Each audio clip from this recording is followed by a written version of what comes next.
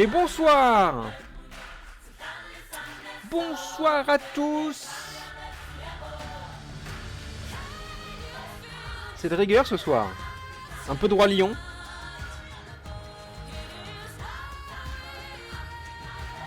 Comment allez-vous en ce mercredi soir, 20h50 ?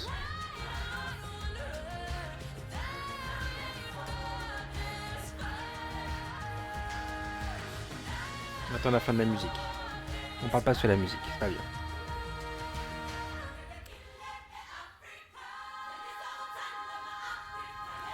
Bonsoir à toutes et bienvenue sur le stream des voyages de Wal pour les thémas du mercredi. On va continuer notre classement des dessins animés Disney, voilà, par décennie. Et ce soir, on est à la décennie des années 90. Voilà, on va pas la traiter en totalité, on va la séparer en deux. Parce qu'il y a beaucoup de choses en 90 et je pense qu'on va largement dépasser le temps dont on parlait. Donc voilà, donc ce soir on va parler, je vous dirai tout à l'heure, de quelques dessins animés, mais aussi quelques films un peu, parce on l'a un peu évoqué la dernière fois quand on a parlé des années 80. Donc ce soir, voilà, on mélange un peu tout ça et il y aura un film au milieu de ces dessins animés. Voilà, j'espère que vous allez tous bien. Bonsoir qui, bonsoir Alice NB, bonsoir Kalian, bonsoir Fred Carter, bonsoir Noël, bonsoir Zach. Depuis quand il y a des pubs sur Twitch? En fait, des pubs sur Twitch depuis quelques temps déjà, effectivement maintenant, mais si vous êtes abonné à la chaîne, vous ne les voyez pas. Donc certains les ont pas, voilà. Mais il y a pas mal de pubs, oui, pour simplement compenser le fait que les abonnements rapportent moins maintenant. Voilà. Bonsoir Baby Cendrillon, bonsoir Virgile, bonsoir Adriano, bonsoir Bob depuis Lisbonne. Bonsoir avec les enfants ce soir Adriano. Ah, bon courage. Zach, le Roi Lion, la Belle et la Bête, Pocahontas et le reste n'existe pas. Roi Lion, la Bête, Pocahontas, ouais, ça se défend, ça se défend. Ça se défend. Ce soir, on va parler d'un certain d'entre eux. Pocahontas sera gardé pour la prochaine fois, normalement. Voilà. D'ailleurs, on peut faire un point sur le classement qu'on avait fait la dernière fois, les années 80. Il est ici, toujours là. Puisque la dernière fois, on avait classé ça. Donc, voilà. Donc, notre classement est en 5 catégories. Les oubliés, les oubliables, les classiques, les grands classiques et les chefs-d'œuvre. Et en les oubliés, vous aviez mis Basile Détective Privé, oubliable, Tara le chaudron magique et le Bande à Picsou. Classique, Roxy Rocky, Oliver et compagnie. Grand classique, La Petite Sirène et un chef-d'œuvre. Roger Rabbit, contre toute attente d'ailleurs, j'étais assez surpris. Mais voilà, donc le premier chef-d'œuvre de cette liste est Roger Rabbit. Je pense qu'aujourd'hui, on devrait quand même avoir beaucoup plus de chefs-d'œuvre que ça. J'espère en tout cas. Ce soir, on va parler ensemble de Bernard et Bianca, de La Belle et la Bête, de Aladdin, de L'étrange Noël de Monsieur Jack, du Roi Lion. Aussi, on terminera par le Roi Lion. Et on va mettre aussi dedans un petit dessin animé que j'aime beaucoup qui s'appelle Le Petit Grippin Courageux. Voilà. J'en ai pas parlé avant, mais voilà. Coucou. Bonsoir. Tu veux dire bonjour au micro? Ah, tu dis pas bonjour au micro? Dis bonjour aux gens. Coucou. Il semblerait, tiens, il me semble qu'il y avait un du génie. Quoi? Il me semblait qu'il y avait un du génie. En emote? Peut-être que je l'ai enlevé. Ma fille, quand elle devait avoir 2 ans et des bananes, elle l'appelait la Pocahontas. Elle arrivait pas à le dire. Ça me tannait à chaque fois. La Poca. Alors moi, j'aime bien raccourcir les prénoms, les noms comme ça des films. À quoi je le fais ça? Mais bah tiens, Mogador c'est Moga. Pocahontas, ouais, c'est Poca. Et je lis parfois. Oh, ouais, ça m'arrive de raccourcir un peu les choses comme ça. Bah ça me perturbe pas ça. Avec le S prononcé Apocas. P-O-C-A-2-S. Pocas. Ah là là, ok. Parmi ceux-là, je vous ai posé une petite question sur Discord tout à l'heure, justement. Quel était pour vous votre dessin animé des années 90? On a le Roi Lion pour Bob, on a le Roi Lion pour Mandy, même pas de sujet. On a, si on parle le plus marquant, je dirais le Roi Lion, mais mon préféré c'est La Belle et la Bête. C'est pas faux. Enfin, c'est pas faux. Non, pour moi, le plus marquant, c'est La Belle et la Bête. Je vous expliquerai pourquoi après. Et le Roi Lion, il est marquant pour tout ce qu'il y a eu autour, en fait, et la manière dont il a changé la décennie dans laquelle il est tombé. Franchement, c'est dur entre le Roi Lion, Aladdin et La Belle et la Bête. Mon cœur balance autant pour des histoires que pour les personnages ou les chansons. Mais je vais quand même dire le Roi Lion remporter genre la battle. Et Mulan pour moi, sinon c'est le Roi Lion, La Belle et la Bête qui ont marqué. Mulan, ça sera aussi la prochaine fois. Avec le Bûcher Notre-Dame, avec Hercule, avec Tarzan, Pocahontas. C'est ça. Le reste est traité ce soir. Normalement, tout à fait. C'est ça. Ce soir, c'est La Belle et la Bête. Ah non, il y a aussi Dingo et Max. Tiens, il est où celui-là? Dingo et Max, le film. Roi Lion. Nightmare Before Christmas. Le petit grippin courageux. Et celui-là, je suis sûr que vous le connaissez même pas, le petit grippin courageux. Du coup, toi, tu connaissais pas, toi. Je sais pas quoi tu passes. C'est les films de ta vie, je pense. Estelle avait fait le sondage sur Insta justement. C'est La Belle et la Bête qui remporte à 50% les suffrages. 90, c'est quand même la période dorée en termes de dessin animé. Oui, c'est un âge d'or de Disney, au même titre qu'il y a eu un âge d'or avant, et au même titre qu'il y en a eu un autre après. On est. Bah, avec toutes les Vaiana, les réponses, les Reine des Neiges, etc. C'était le nouvel âge d'or, entre autres. Je trouve que la période qu'il a actuellement est un peu difficile, mais on repart à la hausse. Mais si, il y avait le lancement de la VHS. Je connais deux noms. Ah, pardon, le petit grippin courageux. Je pense qu'il n'y a pas de toi qui regarde les aventures d'un toaster. C'est trop mignon, le petit grippin courageux. J'avais deux dessins animés que j'aimais bien regarder. C'était Le Petit Dinosaure et la Vallée des Merveilles, avec Petit Pied, qui était un brachio. Et Petit Grippin courageux, je sais pas pourquoi. Le Petit Pousset, j'aime pas. Je pense qu'il n'y a aucune décennie qui a vu naître autant de chefs-d'œuvre. Si, 2010. Parce que les chefs-d'œuvre, on va voir ce soir d'ailleurs, hein, mais en gros, attends. Dans la liste que j'ai sous les yeux, la décennie complète des années 90, j'en compte 3. Pour moi, c'est Le Roi Lion est un chef-d'œuvre. D'ailleurs, il n'est pas dans la liste. Ah si, il est là. Le Roi Lion est un chef-d'œuvre. La Belle et la Bête est un, Aladdin on est un. Les autres, j'ai du mal à les classer dedans. Tu vois, c'est du grand classique. On n'est pas d'accord? Ça va être cool. Année 2010, du coup, la Reine des Neiges est un chef-d'œuvre. Réponse pour moi est un grand classique. Vaiana, voilà, c'est mon petit chef-d'œuvre perso. Ça. Je sais pas si vraiment on considère ça comme un chef-d'œuvre. Mais avec Petit Pied, Becky, Tante en chante, tout à fait, c'est ça. Vive Petit Pied. Petit dinosaure, il avait des merveilles, tu connais quand même. Il y en avait 4 ou 5, je crois, ouais. Je crois qu'ils sont sur Disney Plus d'ailleurs, t'aimes pas? Surtout ce qu'est les dinosaures, t'aimes pas. Réponds. Les vrais dinosaures? Les vieux dinosaures aussi. Réponse chef-d'œuvre. Réponse plus chef-d'œuvre que Vienna. Ah. Je pense que vous avez tous grandi. Notre génération, on a tous à peu près entre 30 et ans.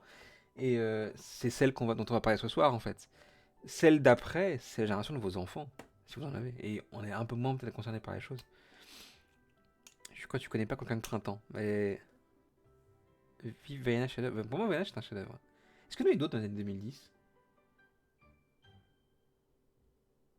Chef-d'œuvre comme ça? Non, je sais plus. Ah, parce que c'est la grenouille, elle est sortie en 2009. Donc juste avant. Pour moi, c'est un chef-d'œuvre. La Reine des Neiges est un chef-d'œuvre car ça a complètement relancé Disney. Sinon, c'est grand classique. Et Vaiana est oubliable pour moi. Ah, Vaiana est oubliable. Dites-vous que je préfère Vaiana. Pardon, non. La Reine des Neiges 2 à la Reine des Neiges 1. La Reine machin chose. Je trouve la Reine des Neiges 2 un vrai chef-d'œuvre pour le coup. Une vraie suite réussie, c'est ça pour le coup. On y va, on commence.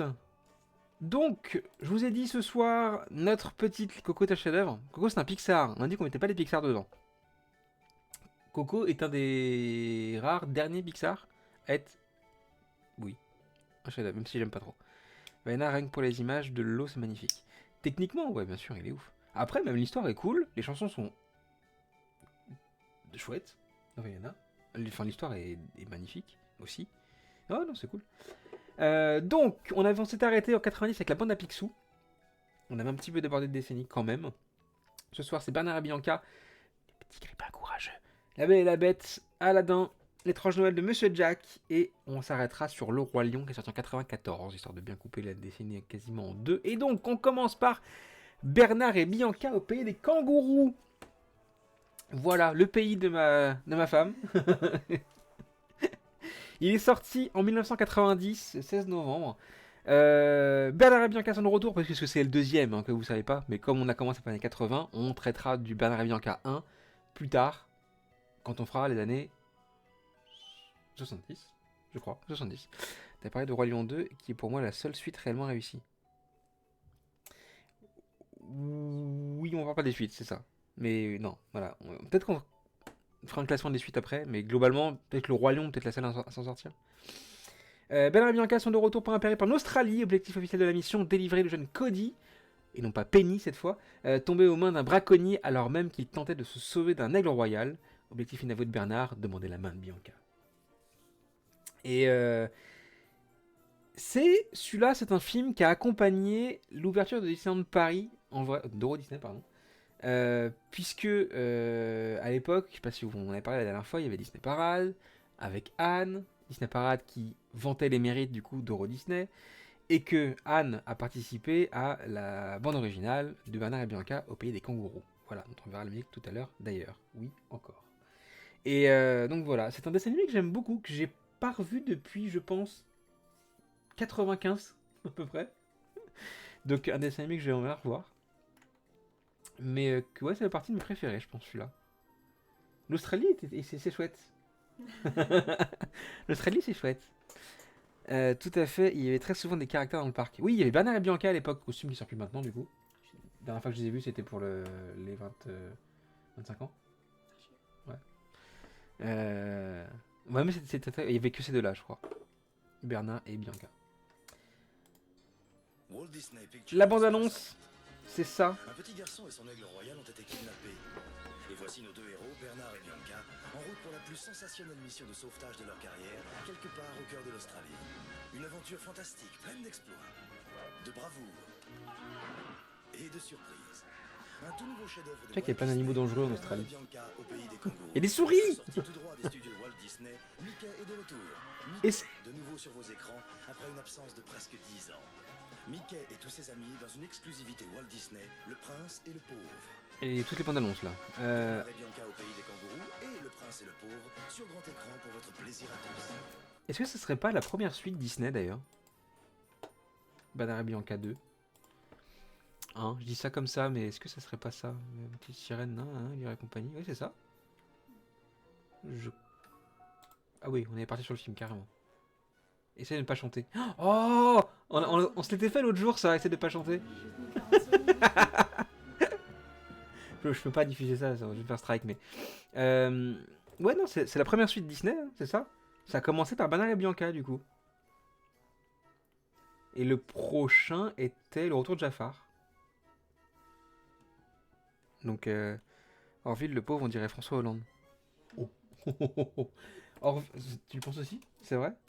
J'ai déjà vu, genre, ils font exprès de mettre des photos côte à côte, ça ressemble. C'est vrai? Ah non, ça c'est la série.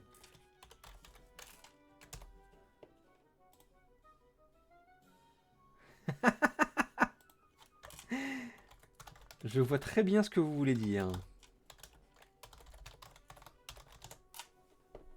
Je vois très bien ce que vous voulez dire. Oui, un peu. Tout est dans l'attitude, je crois. Regardez-moi cette photo-là. Pardon. Tout à fait, il y avait très souvent je l'ai pas vu au cinéma, par contre, je me souviens de bien la chanson d'Anne. Ouh, ouh, ouh, ouh, ouh, au pays des kangourous. T'aimes bien quand je chante d'habitude. J'avais accroché aucun Bernard et Bianca. Écoute, j'ai assez peu de souvenirs du premier Bernard et Bianca. Je sais que j'avais bien aimé, mais sans plus, parce que un peu trop vieux au niveau du dessin. Mais celui-là, ouais, ça fait partie des trucs que j'aimais bien. Je vous laisse, je regarderai le replay. Bonne soirée, salut Bob. C'est vrai qu'il en a l'air. C'est le cas de scooter qui a toute la ressemblance. Ah, ben, Hollande en scooter. Oh, mais on va pas parler politique quand même.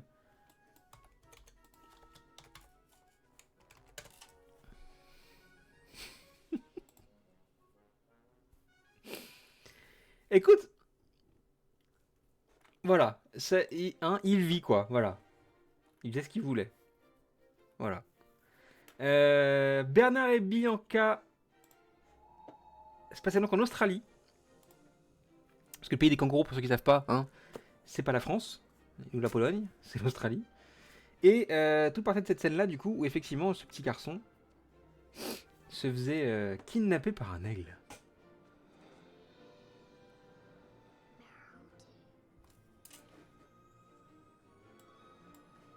Ah, oui, mais après, il va le prendre avec lui.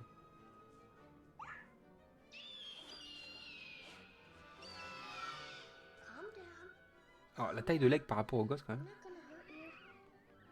So, girl, stay still. It's okay.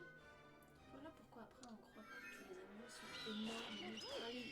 Les aigles, ils font pas cette taille. Hein. Vraiment. Easy.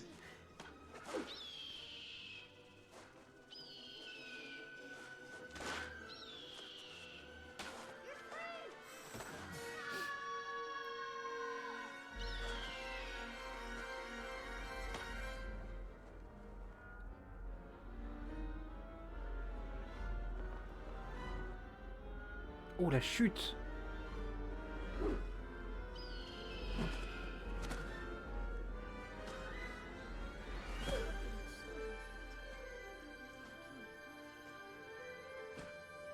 Oh, kangourou! Attends, c'était quoi à côté?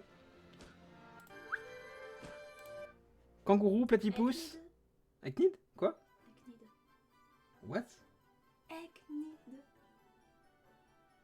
Un truc avec des piquants. Echnide. On dirait de l'allemand. Et Et ça, c'est des pépés wombats. on bat Eknide. Comment tu Egg. Comment tu l'as dit? Comment tu l'écris? Egg? Echnide. Vas-y.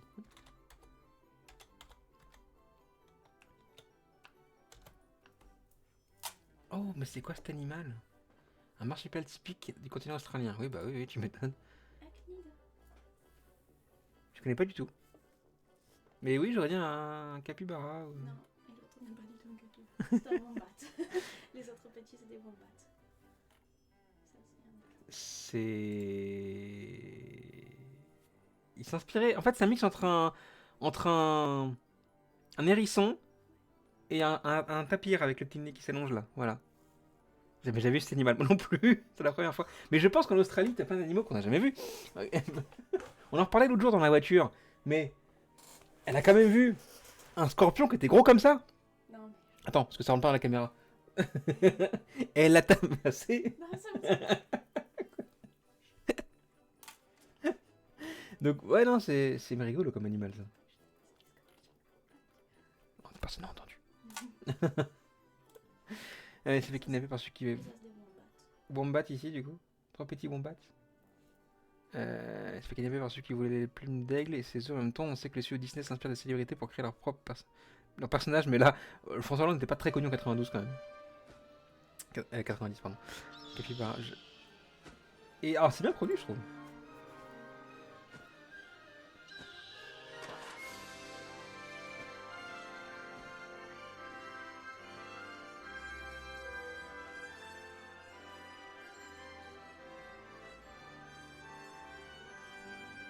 Donc, les aigles font 6 mètres de long.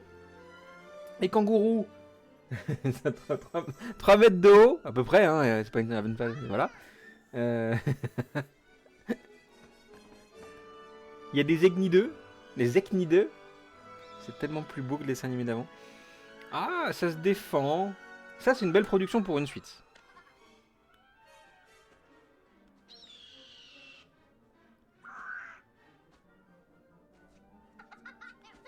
Y'a pas froid là-haut quand même, Pépé?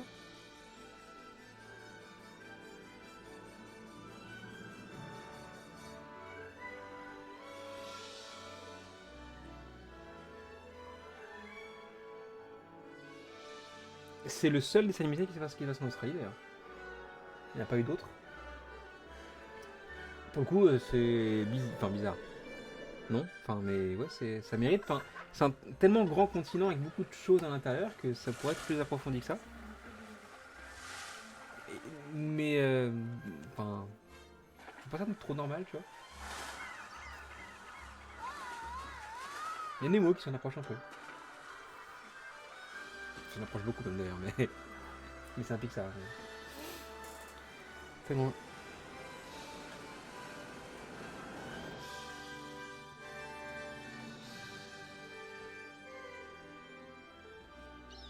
Moi aussi, je vais faire du surf sur un aigle, chérie. Viens en Australie pour faire ça. On va retrouver ses œufs, c'est ça? Elle, pardon.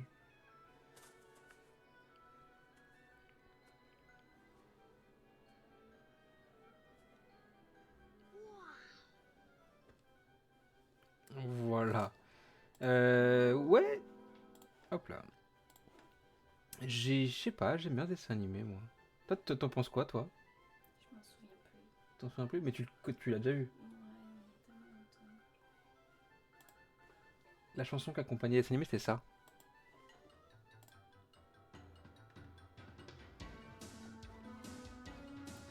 On est vraiment dans les sonorités années 90, hein. Ah oui, il y avait l'harmonica, j'avais oublié.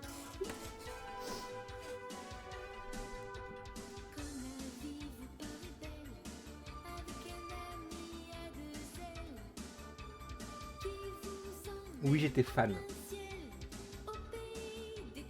Oh, je regarde, c'est un kangourou. Oui, j'étais fan. Voilà.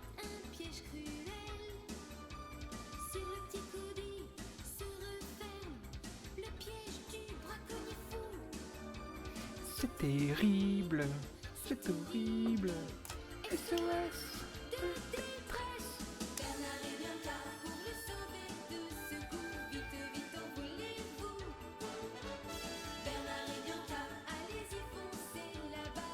C'est ça quand t'étais là. Ouh.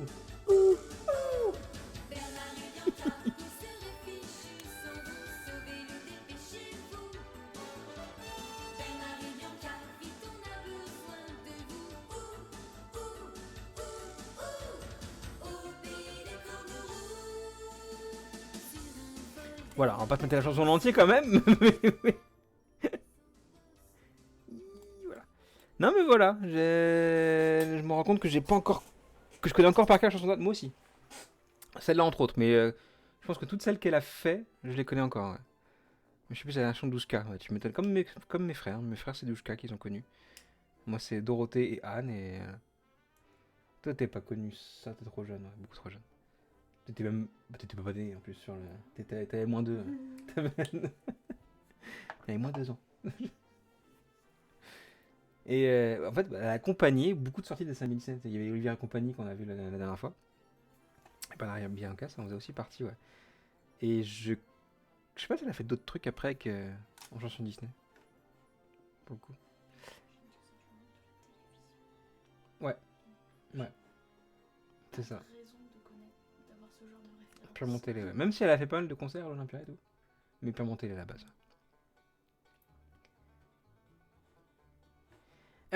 Bernard et Bianca au pays des kangourous. Où le classeriez-vous ce film? On a le choix entre Les Oubliés, Les Oubliables, classique, grand classique, chef-d'œuvre. Oublié pour toi? Moi, c'est un. Ah.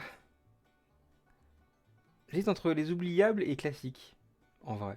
J'aime beaucoup, mais j'admets quand même que Oublié pour Baby Cendrillon, Oubliable pour Virginise, Oubliable pour Zach, classique ou oubliable, c'est quoi encore la différence entre oublié et oubliable? Oubliable, c'est ceux qu'on a vus, mais que en vrai, on n'a pas envie de le revoir, et voilà quoi, on veut passer à autre chose. Les oubliés, c'est que bah, ils sont injustement oubliés par Disney, Pas forcément et justement, mais juste. Bah, on n'y pense pas. Voilà, ils sont passés à autre chose. Classique, c'est plus Bernard Bianca. Je trouve qu'il manque une catégorie entre classique et oubliable. Bon, non, on va pas faire le classement.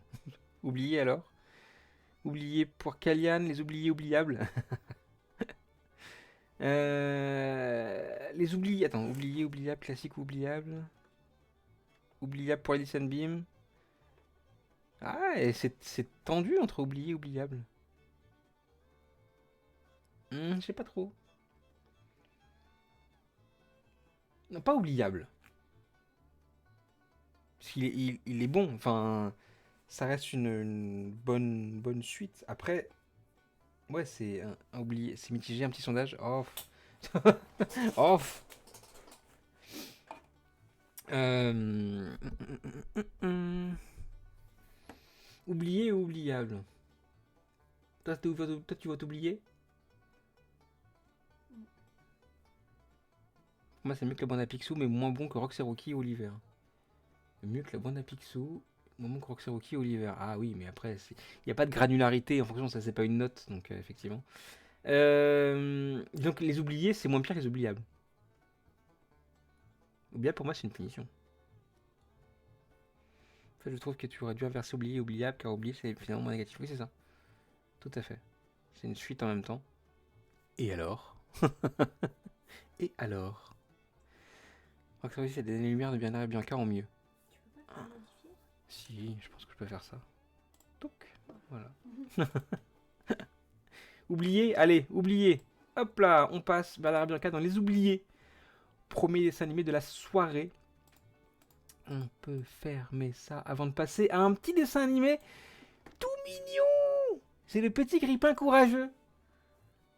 Ok. Alors, il est sorti en 91. Je le mets parce que je l'aime bien. Voilà. Je savais même pas que c'est un Disney à l'origine. Je l'ai découvert en commençant à préparer les émissions. Je pensais pas que c'était un Disney. L'histoire est simple. 5 appareils électroménagers, une couverture chauffante, un grippin, un aspirateur, une lampe et une radio vivent une existence tranquille dans une maison de campagne qui semble abandonnée. Très attachés à leur jeune maître qu'ils n'ont pas vu depuis longtemps, ils commencent pourtant à se sentir seuls. Leur maison vendue, ils décident tous de partir à sa recherche. Oui, c'était les prémices de Toy Story. Le smile de Yann. Non, c'est pas sorti au cinéma. Voilà. Il sera pas dans le classement. Je voulais en parler parce que c'est la décennie qui fait que. Voilà. Je sais pas. C'est. Attends. En plus, en effet, vu les grands noms se pencher sur un verso qui.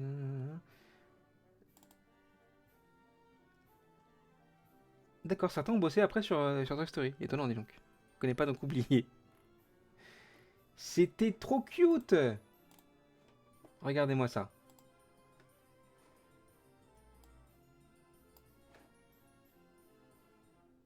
Hang on to your hats, you devil dogs, because the master blaster of all time Oui, is c'est en going to anglais. give you a soul injection. They're the 5 spunkiest little characters you've ever met. It's a possibility. For years they've been waiting Can you see? Is it him? and waiting He loved us. That's right. for their master to come home. Master! Blanky! We've been dumped, abandoned. We're not gonna give up hope. But now their waiting is over. We're going out to find him Il y a un petit côté Woody, ouais, dans and l'histoire. find the master. Join a brave little toaster and his unusual pals on a magical journey I'm ready. through a world of mystery, Light. I see light. fantasy, laughter,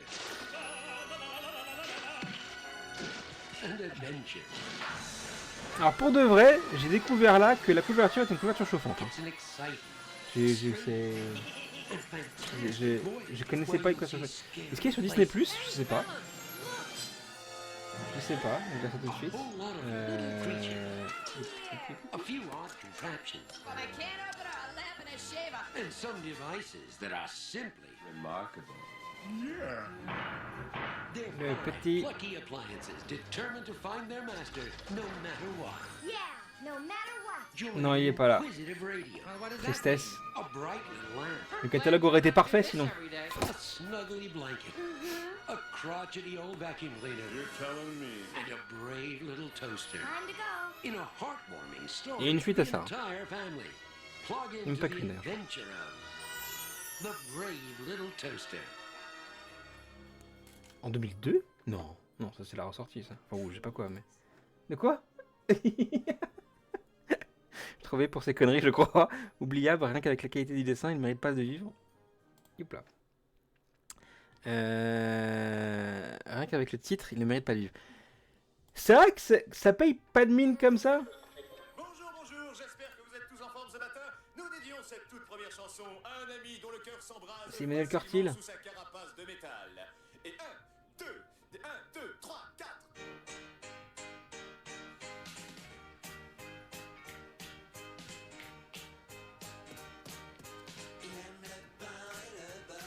c'est le 3 celui-là. C'est...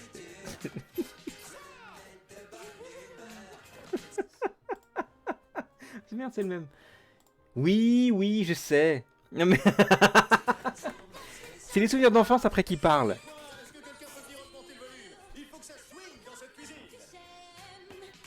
Donc oui, j'ai découvert premier degré que ça, c'est une couverture chauffante. Quand j'étais petit, je savais pas ce que c'était une couverture chauffante. J'ai appris ça comme ça. En vrai, oh, on dirait Big Al de Toy Story. C'est vraiment les souvenirs qui parlent. Parce que je pense que si je le regardais maintenant, je me dirais, mais comment j'ai pu aimer ça? C'est plus ouais, mon côté enfant. Thierry Pin Courageux 3, Objectif Mars, en 98. Qui se passe après quoi? Ok, ouais. De quoi? Thierry Pin Courageux remporte assez de succès pour voir mise en chantier deux suites prévues pour le marché de la vidéo de façon simultanée. Les deux ne seront pourtant pas prêtes en même temps. Le Thierry Pin Courageux 3, Objectif Mars, sort ainsi en 98. qui se passe chronologiquement après le Petit Thierry Pin Courageux 2, la rescousse, qui s'est prorogé lui en 99. Ah ouais, c'est curieux ça.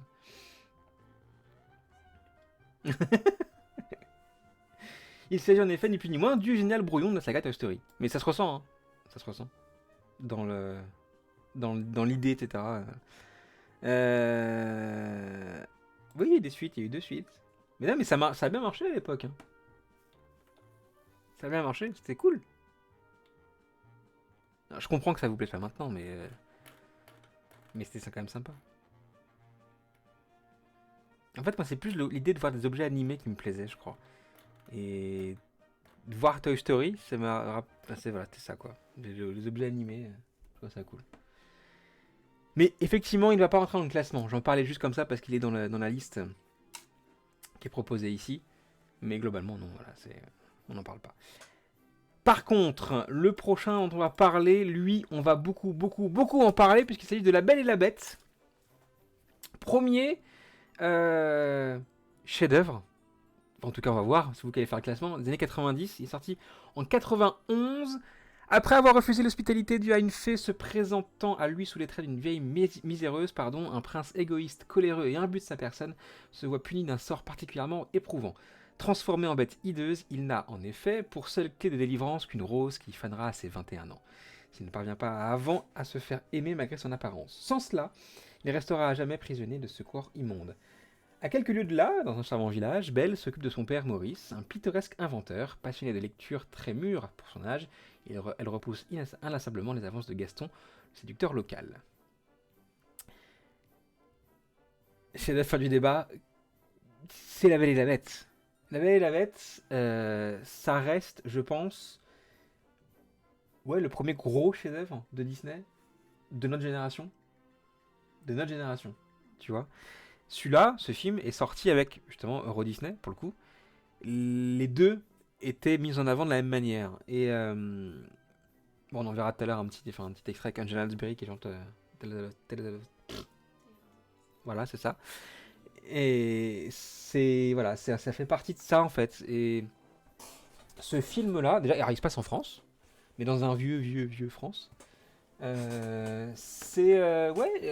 Encore dans la même idée que le Petit Thierry Pin Courageux avec ses objets animés, je trouvais ça cool, moi, de voir une horloge, une armoire, etc., animée, etc. Je trouvais ça cool. Voilà pourquoi j'aimais La Belle et la Bête. Pas pour l'histoire d'amour entre la Belle et la Bête, en l'occurrence, vraiment pour l'histoire que vivent les objets. Zip, Samovar, etc. Je trouve ça cool. Toi, c'est l'histoire d'amour ?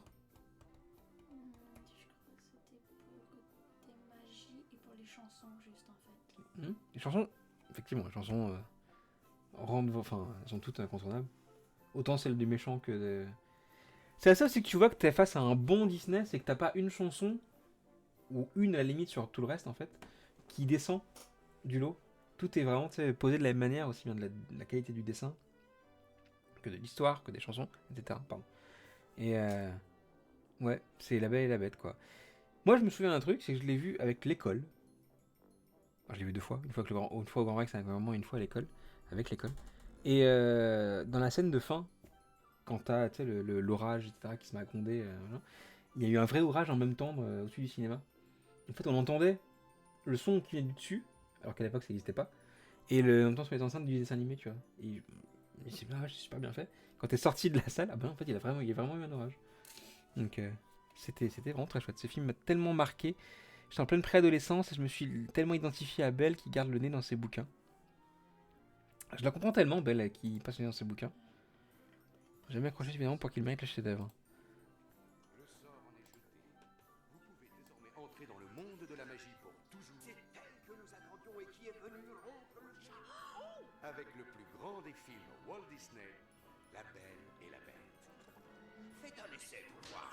La tendre histoire de deux êtres diamétralement J'arrive, Noëlo. découvrent Merci. ensemble que la véritable bonté Quelque chose vient du cœur. dans son regard, d'un peu fragile et de léger comme un espoir. Toi, mon ami, aux yeux de soie. Cette scène de bal, je pense que c'est une des plus belles scènes de dessin animé Disney. Celle-là, elle est magnifique cette scène. Trop courte pour moi d'ailleurs. Et la folie d'un château enchanté. Et personnage préféré, Lumière. Un charme merveilleux. Et où chaque rencontre est un ravissement.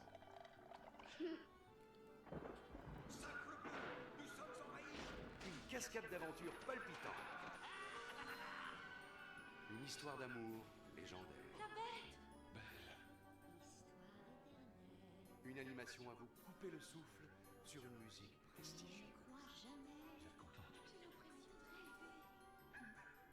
Deux inconnus, qu'un geste imprévu rapproche mon secret. Un conte aussi vieux que le temps, chez vous, très bientôt, grâce à la vidéo. Ouvrez votre cœur, frôlez la magie, et entrez pour toujours dans le doux mystère de la beauté de l'âme, avec la cassette vidéo du dernier chef-d'œuvre Walt Disney, La Belle et la Bête.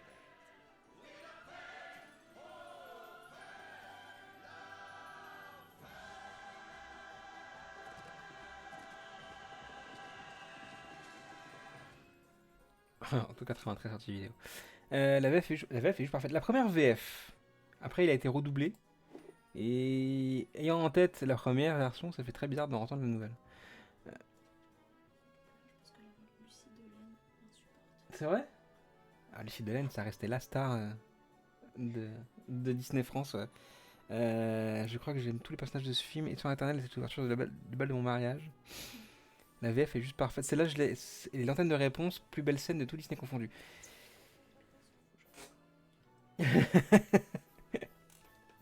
C'est pas faux. Il y a un fun fact sur Discord. C'est la Discord. Oui, c'est bon. Hop, on voit. Parfait. Le film comporte 25 minutes de chansons et seulement 5 minutes sans musique. 5 minutes sans musique? À quel moment il n'y a pas de musique dans le film? Ah, c'est curieux, je ne vois pas le moment.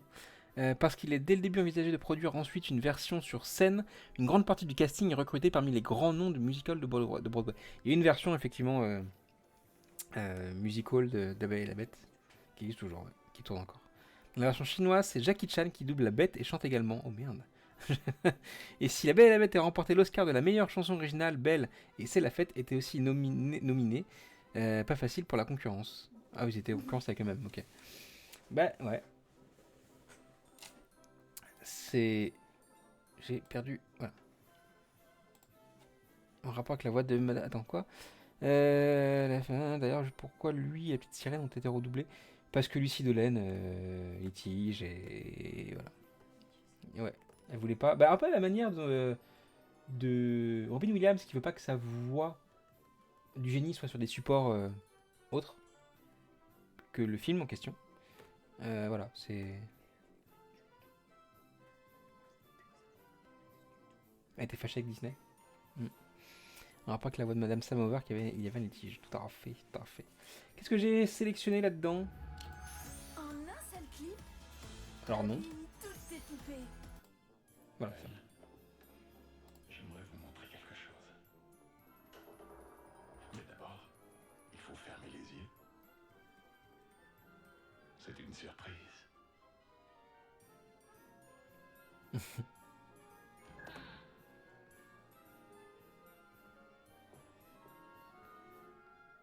Ça y est, je peux les ouvrir?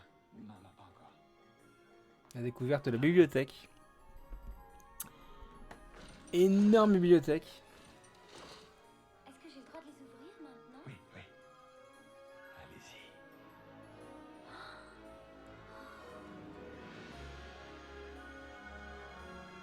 Là, t'as lu pour toute ta vie, là.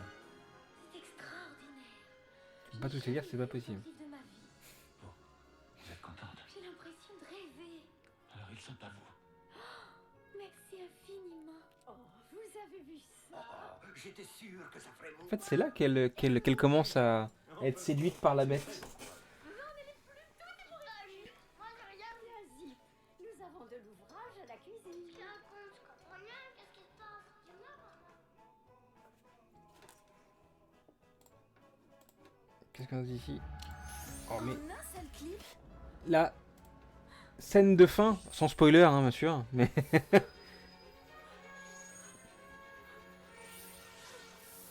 Juste attends. Il l'a pécho avec sa bibliothèque, l'homme parfait.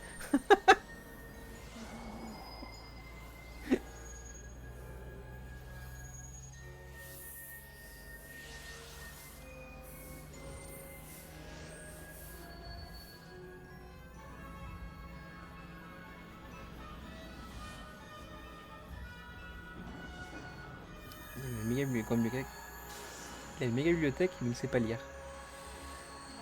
Il a oublié de lire ça, il savait, je pense. Bon. Il y a des pieds qui fait de la lumière quand même. Hein. Très pratique le soir. Ça évite de se prendre pour lire. Et ça évite de se prendre des trucs dans les pieds quand t'as te coucher. On prend pas le lit dans la... Tu vois. Cette musique là, moi j'aime bien.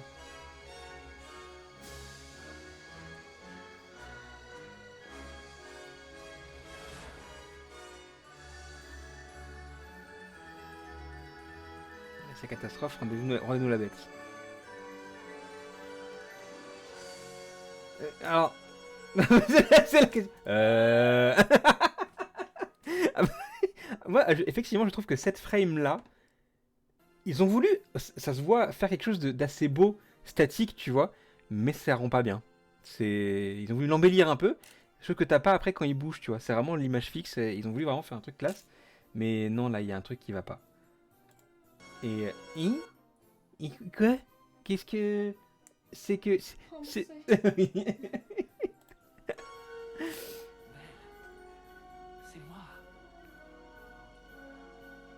moi. T'es sûr, là?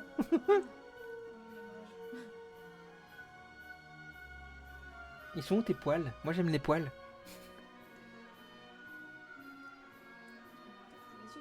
oui, c'est toi. Et du coup, elle a passé sa vie à regarder ça dans les yeux, tu vois. Ne quitte pas des yeux. Dans le 2, il dit qu'il n'a jamais appris, il me semble. Non, pour moi, il savait lire, ouais. Dans le 1, justement, dans la scène après. Là, tu connais mieux que moi. Là, Dans le 1, après la scène de la bibliothèque, quand elle lit un livre et qu'elle dit à vous de le lire à mon tour, qu'il n'y arrive pas, elle lui dit vous n'avez donc jamais appris, et il répond si, mais c'était il y a bien longtemps. Voilà. C'est ma Bible, hein, Disney. C'est un peu la réaction de déception à tourner manège. 1, 2, oh. Mais vous savez, enfin, je pense que c'est la réaction de tout le monde. Quand on apprend à connaître quelqu'un, bah tiens, non, mais tu vois, on apprend à connaître quelqu'un, puis quand on se voit un jour en vrai, tu peux être déçu, tu vois. Ça n'a pas été le cas, mais mais voilà. Donc, moi, je suis la bête. Mais la bête comme ça. Tu préfères...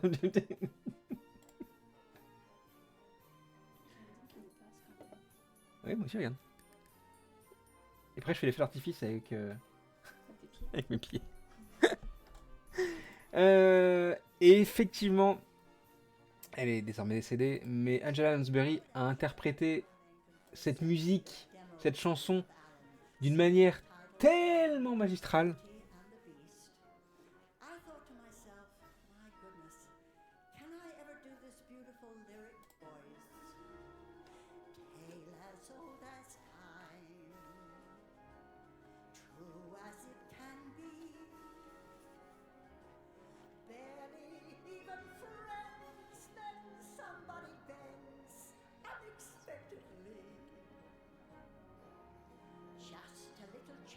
Je pense que c'est ma chanson préférée de tous les Disney all time. Celle-là, par elle. Pas celle-là par Dites elle. tout ce que vous voulez sur la Ouais, ouais. version française et compagnie, mais non, ça arrive pas à la cheville. Celle-là par elle, je suis assez d'accord.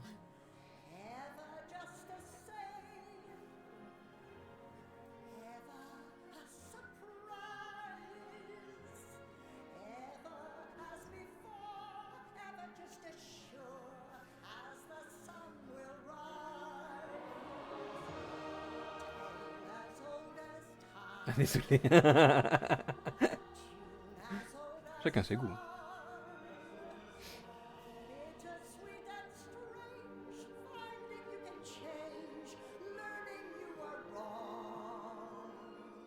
Puis l'interprétation qui va avec, hein. Elle fait pas que chanter, elle vit la chanson.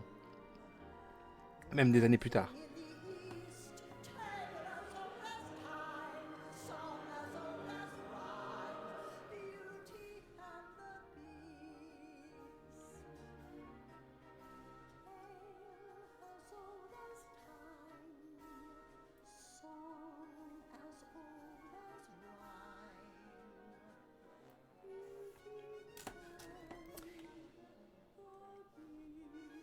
Il y a, moi, une version qui m'a touché plus qu'une autre.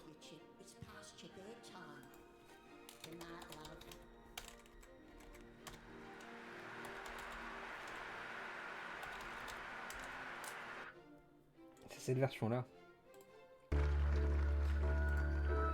Moi, j'y étais, moi, là.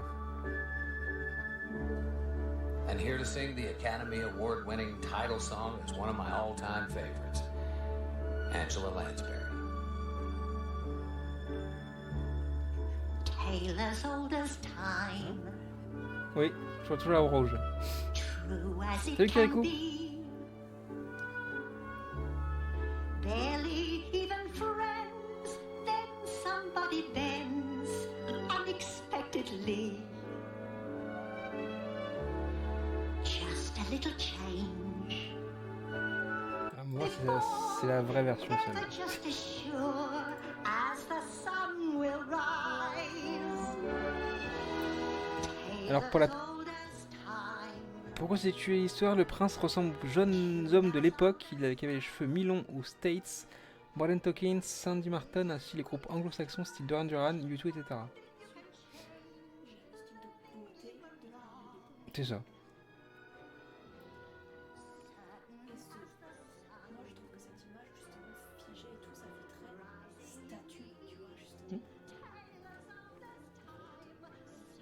Beauté artistique. Mhm.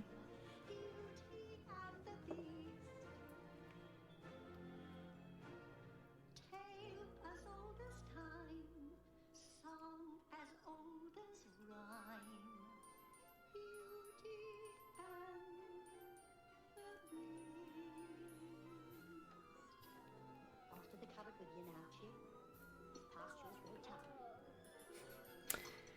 Voilà, cette chanson, voilà, j'adore ça. C'est en grande partie, je pense, ce pourquoi j'adore La Belle et la Bête. Et puis il y a eu un remake en 2017 avec Hermione Granger. On sait pas ce qu'elle foutait là-dedans.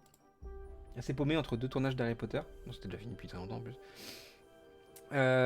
C'était la vague, ou la période où Disney se lançait un peu dans les live action. La Belle et la Bête semblait être une bonne idée. Et mis à part, je pense, l'interprétation de Lumière par Ewan McGregor, c'est tout ce qu'il y a à en tirer. Malgré ça, je n'ai pas passé un mauvais moment au cinéma.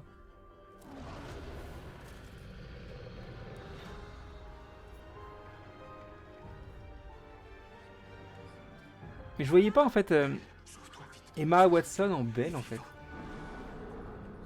Qui est là? Vous prendriez la place de votre père? Ne restez pas dans le noir.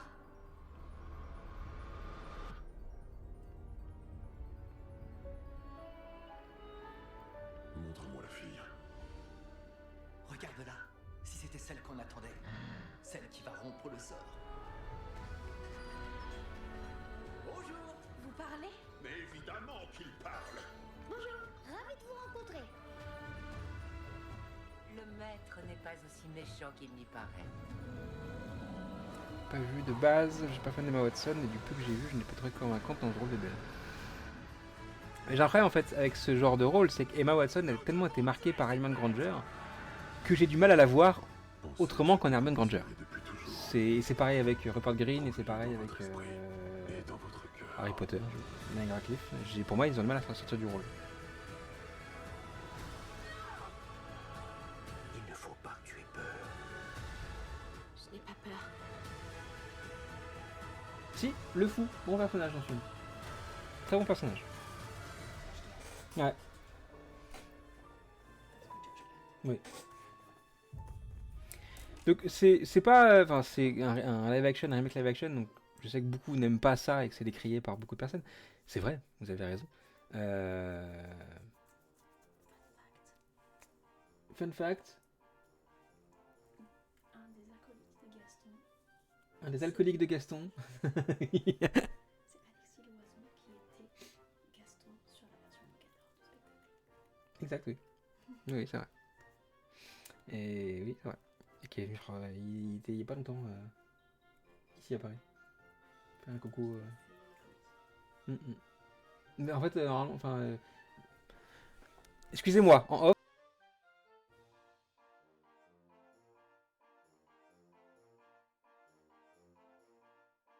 Voilà. Je disais un truc. Un truc secret. Tu peux pas dire. La Belle et la Bête, où le classeriez-vous dans notre magnifique classement des dessins animés Disney? On va supprimer le petit grippin courageux. Pour moi, effectivement, c'est un chef-d'œuvre. Pour Estelle, c'est un chef-d'œuvre. Pour vous, où vous le mettez? Les Oubliables, Les Oubliés, classique, grand classique, chef-d'œuvre. Le premier qu'il met dans Les Oubliables, il se prend un time-out. Chef-d'œuvre, bien sûr, chef-d'œuvre. Antoine dit chef-d'œuvre. Chef-d'œuvre, grand classique pour Yes and Beam. Chef-d'œuvre. Chef-d'œuvre pour Kirikou. Ça sent le chef-d'œuvre. Il y a tout dans ce dessin animé pour qu'il soit un vrai chef-d'œuvre. Voilà. Et on en parle encore maintenant. La Belle et la Bête est toujours bien représentée. Aussi. Tout à fait. Bonsoir Buzz. Eh Buzz V, joyeux anniversaire. Oh putain. Oh putain. Attends.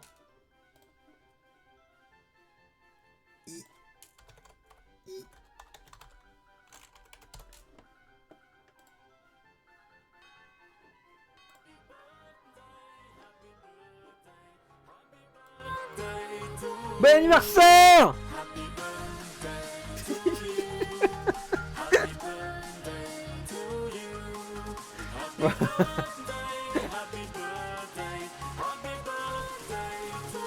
J'espérais que tu passes sur le stream, tu vois. Je voulais faire ça. Voilà. Voilà, bon anniversaire, Buzz. Donc, merci d'avoir cette titre, je l'écoute en bout depuis ce matin. Buzz, du coup, qui a 23 ans ce soir. Bon anniversaire à toi. Donc, on reprend. On dit donc La Belle et la Bête, chef-d'œuvre. Il n'y a pas de débat, vraiment. Belle et la Bête, chef-d'œuvre.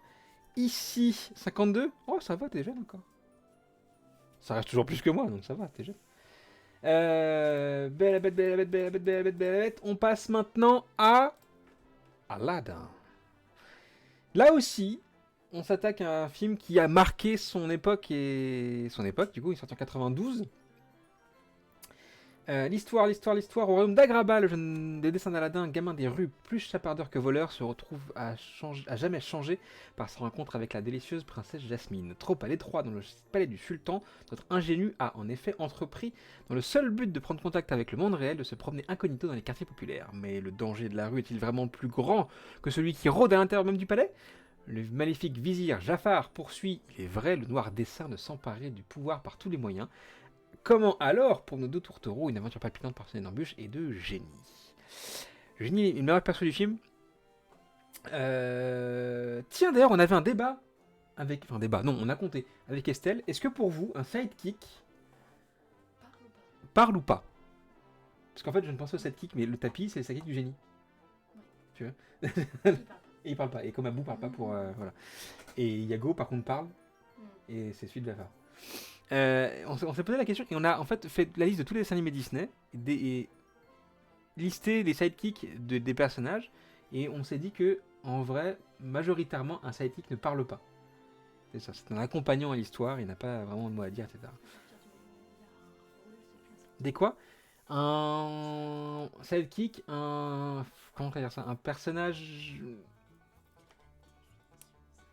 Vas-y, ça m'intéresse. En gros, Abu, c'est le sidekick d'Aladin, tu vois. C'est le bro, tu vois. C'est le frérot.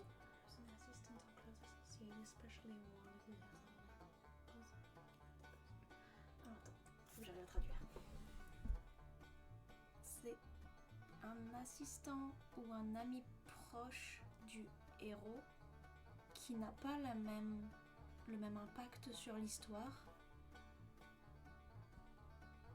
C'est ça. Ouais, c'est ça. C'est la définition qu'on avait tous les deux. Un faire-valoir. Un faire-valoir, ouais, un acolyte, un compagnon. Français, c'est faire. On s'en va, Fly. Il y a quelques-uns qui parlent quand même, Mouchout, qui ont... Oui, on a fait la liste de ça. On les a comptés. Et en fait, là, majoritairement, mais à... Ouais, c'est plus le double. Hein. Ouais. Le double, c'est ceux qui parlent pas. Le Kraken Nominal, c'est une bonne... Voilà. Miko et Flitz, dans Pocahontas, ils ne parlent pas. Voilà. Et en fait, il y a beaucoup plus de personnages qui ne parlent pas que de personnages qui parlent. Donc, Aladdin est sorti après La Belle et la Bête. Et il fallait se faire une place quand même après le moment où La Belle et la Bête est sortie. Et c'était pas facile. Et pourtant, il a réussi haut la main à se faire une place la meilleure qui soit. Aladdin fait partie aussi des chefs-d'œuvre Disney, qui a le droit à 2 suites. Pas forcément génial.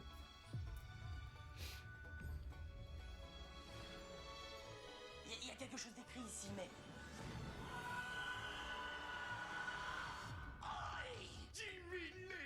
Richard Darbois en génie. Dis la formule magique. Génie, je souhaite que tu fasses de moi un prince. Darbois le goût. C'est lui qui a la lampe. Plus une série, c'est vrai, il y a une série là-dedans, ouais. Stupéfiant, non? Mais qui était fait d'ailleurs par ceux qui avaient fait le 2, je crois. Ou le 3, je sais plus. D'où la qualité merdique. Vous avez confiance en moi?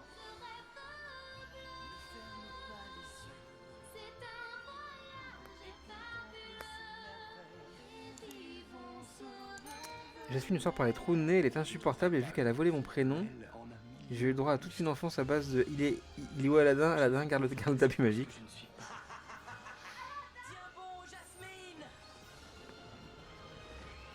Tout le monde ici le sait, je pense, c'est Tom Cruise qui a servi de modèle à Aladdin et Robin Williams pour le génie.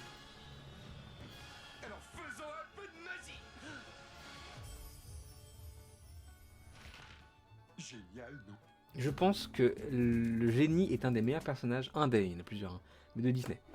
L'écriture du personnage, l'interprétation de Robin Williams derrière, et du coup doublé par Darbois, mais il a rien fait, lui il a juste... Bon, il a rien fait, c'est faux. Il a remis sa voix sur une interprétation qui était déjà très très haute pour le coup, donc il a fait du très bon boulot. Mais le génie de base avait un tel level que... En un seul clip, Mais on s'en fiche des Disney Princess. Peux-tu faire de moi un prince? Voyons ça. Tu veux faire de moi un prince? Non, la gelée royale. Ah, ouh, ça passe, on saignait, non. Salade, sésame noir. C'est un show officiel. Dis la formule magique. Génie, je souhaite que tu fasses de moi un prince. Super! Le fez et le gilet font beaucoup trop 3e siècle à mon goût. Oh, et c'est de touche. Voulons-nous passer pour un mendiant? Non. Enfin, aidez-moi un peu, mon chou. Oh, il adore ça. Muy macho. Cela dit, il manque quelque chose. Essayons d'avoir une idée de génie. Un moyen de transport, bien sûr. Excusez-moi, King Kong. King Kong. Le voici. Et qui est-il de mieux pour faire une entrée en fanfare dans un grappin qu'un grand, qu'un merveilleux, qu'un tout nouveau chameau? Méfie-toi, ça crache. Non, c'est pas encore ça. Non, toujours pas ça. Non, attends. Ça y est! Et ça là, limbo, rimindimbo! Ah, bah tiens, pour une fois, je me suis pas trompé. Vous en singe, j'ai jamais trop accroché à Aladdin. C'est vrai? Je l'aime bien pour son potentiel comique. Abou, tu es magnifique. Il a le costume. Merci Noëlo. Lorsque les studios ont fait du génie qui pouvait paraître comme secondaire, ils ont réussi le tour de force de le rendre génial sans voler le rôle de la vedette. Ah, je suis pas tout à fait sûr. Je trouve que sans voler le rôle de la vedette, je trouve qu'il a un rôle égal à Aladdin. si ce n'est plus. On s'attache très vite au génie. Et le fait que, bah, quand il est triste à la fin, parce que il sait que, voilà, je sais pas, il y a quand même un affect particulier avec le génie, je trouve. T'en penses quoi d'Aladin, toi? Pour ses musiques? Je connais, Aladdin c'est génial, comme beaucoup Disney, mais je connais ses musiques par cœur et celle de Ali Ababa, j'adore celle-là. C'est ma préférée, je pense. Je suis ton meilleur radis, je crois qu'elle est là. Elle est à côté. Ah, ça c'est Prince Ali.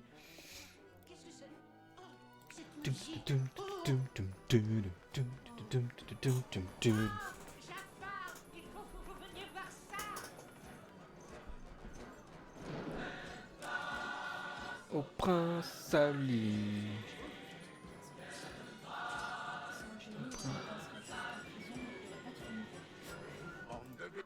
Il serait enfoui en fin fond de la caverne d'Herbe et il s'étouffe. Hein. Ça c'est rigolo. On s'est amusé pareil l'autre jour à savoir comment retourner les films si. Voilà. Et donc effectivement, Aladdin sans le génie, bah Aladdin il rentre dans la caverne et voilà, il meurt. Fin du film. Générique, hop, tout ça, sortez de la salle, basta. Voilà, ça c'est le génie, c'est un vrai main caractère, oui. Alors, pour le coup, j'ai adoré le live action, on va en parler tout à l'heure de live action. Et vous allez voir ce que vous allez voir, venez applaudir, acclamer la superstar. Et ce grand jour, clochette et tambour, venez adorer l'idole, Prince Ali, sa seigneurie, Ali Ababa. À genoux, prosternez-vous, soyez ravis.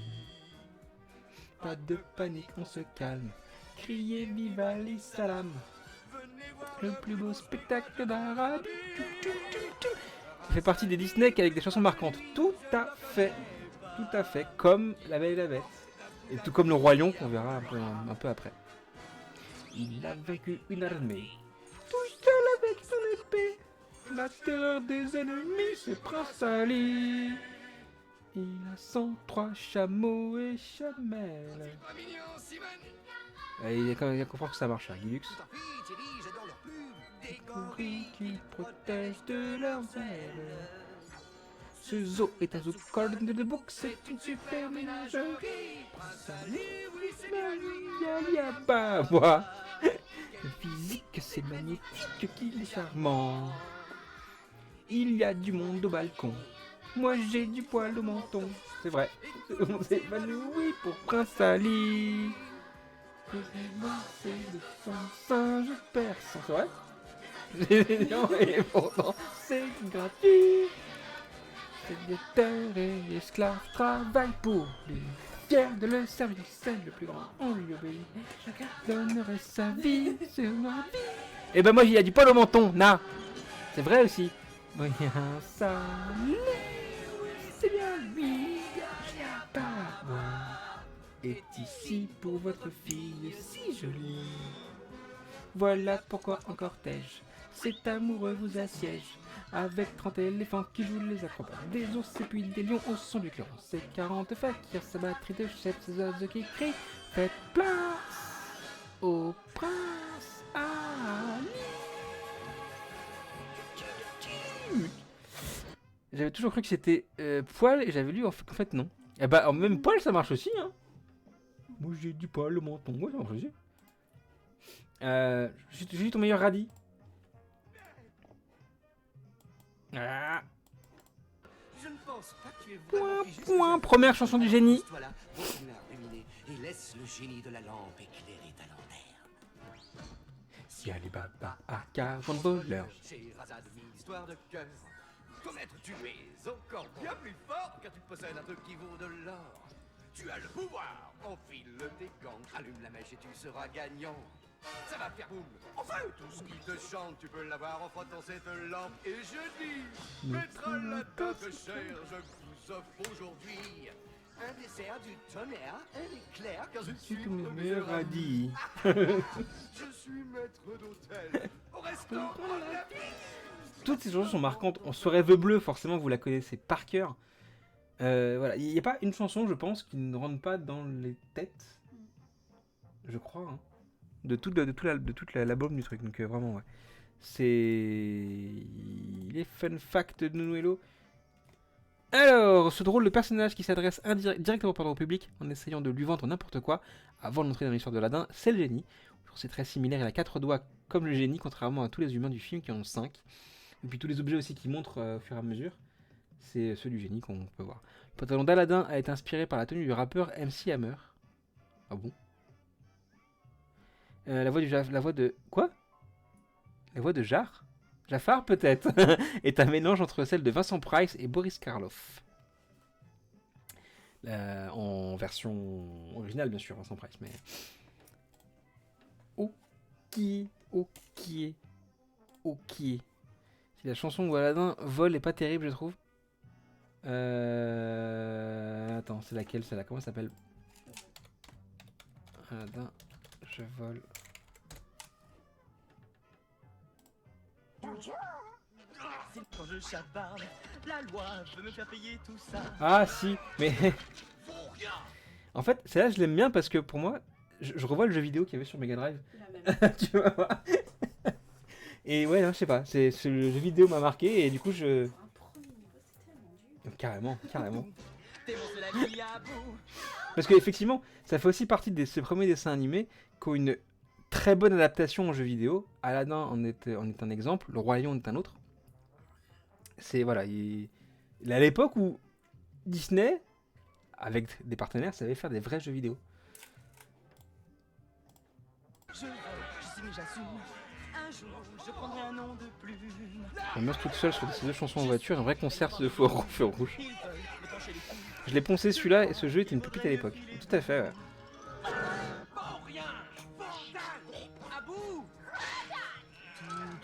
Doucement, gentil. Qui est sexy? Faut manger pour vivre, voler pour manger. C'est la meilleure des raisons.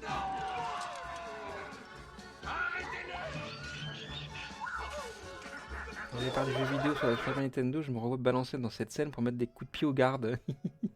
Depuis Kingdom Hearts, je n'ai jamais accroché à Kingdom Hearts. Je trouve ça très cool d'avoir incorporé du Disney dans l'univers des traits dérivés de Final Fantasy. Mais je n'accroche pas, je ne comprends pas ce jeu, je n'arrive pas à jouer à ce jeu. Kingdom Hearts, je sais pas, j'ai mes habilités, j'arrive pas.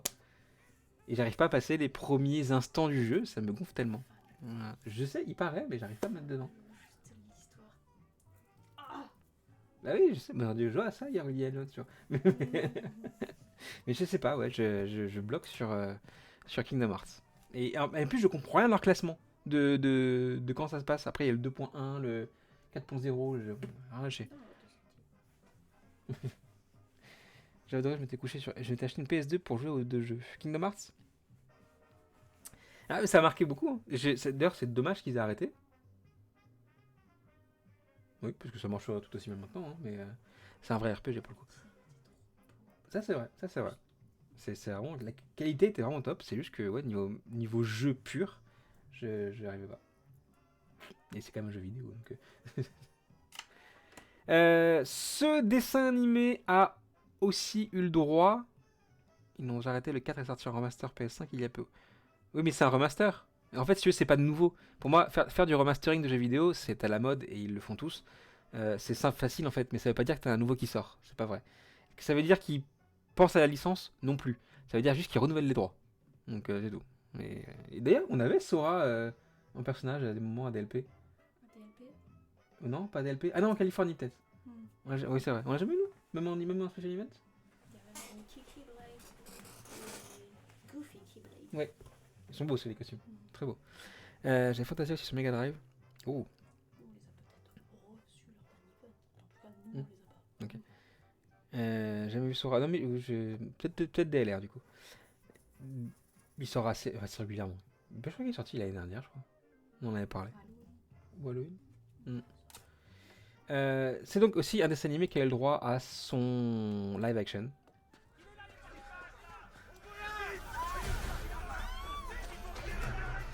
On en pense quoi de celui-là?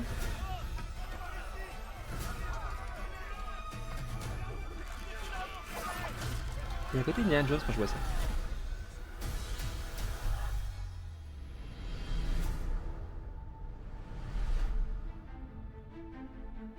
excellent, le meilleur live action pour moi. Une chance extraordinaire se fera toi. J'aime bien ce film, il est bien le live action, c'est pas le pire live action. Assez riche pour conquérir une princesse. C'est le meilleur parce qu'il prend un parti pris différent du dessin animé. Et que Jasmine est vachement plus assumée en tant que femme dans ce film que dans le dessin animé. Ouais.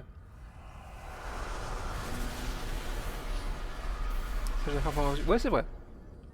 Toi, l'illustre qui m'a convoqué, Will Smith en génie, il est parfait. de t'accorder 3 souhaits.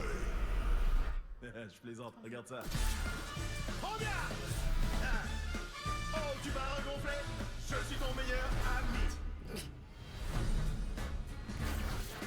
Eh génie, fais-moi prince. La chanson de Jasmine parlée en VF est trop belle. Oui. Attention, il y a une différence entre fais-moi prince et fais-moi un prince. Oh, non, non. Vous n'auriez pas vu mon palais? Tu as l'air d'un prince en apparence, mais je n'ai rien changé à celui que tu es à l'intérieur, en piste. Non, c'est moi qui décide, d'accord? Je dis quand c'est le moment. Sérieusement? C'est Jasmine qui me donne envie d'avoir un titre de compagnie. Bah voyons. Pas cette princesse. Vous me faites confiance?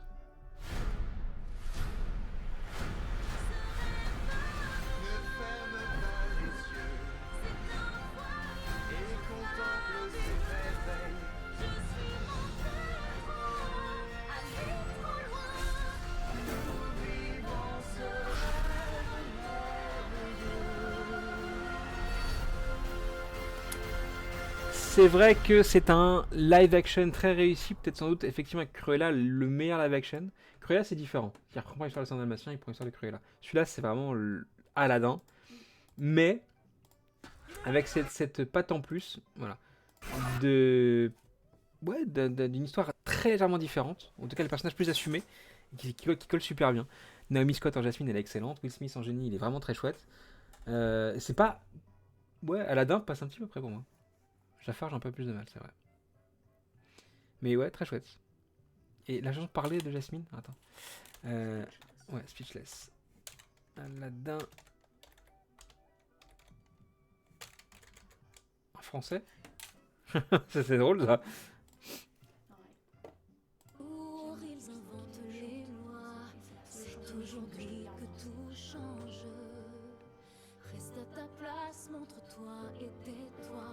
Moi je suis celle qui dérange.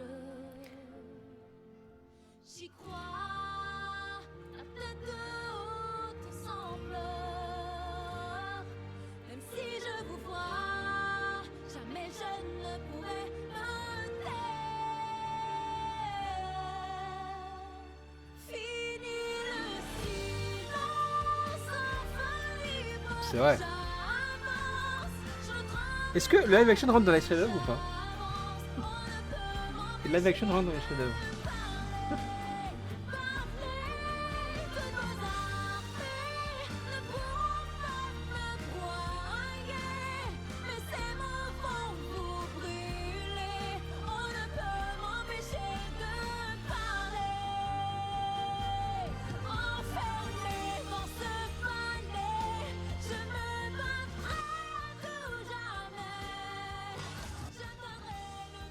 Bref, c'est une nana qui a fait The Voice. Ah ouais?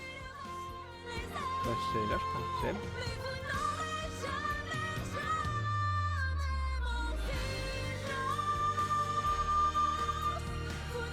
Cette personne effectivement. Je vais faire strike avec toutes ces musiques qu'on diffuse. Cette personne. Bah il y a du talent dans The Voice. Ouais. Non, vraiment, c'est... Enfin, comme toi, je préfère le film au dessin animé, pour le coup. Voilà, ça crie beaucoup, c'est pas du tout ma cam. Ah, alors, Naomi Scott a une voix puissante. Ceux qui la connaissent dans Lemonade Mouse, enfin, voilà, elle a une voix quand même qui... Enfin, elle gueule dans Lemonade Mouse, tu vois. Et voilà. Là, elle est... Enfin, ouais. Hop là.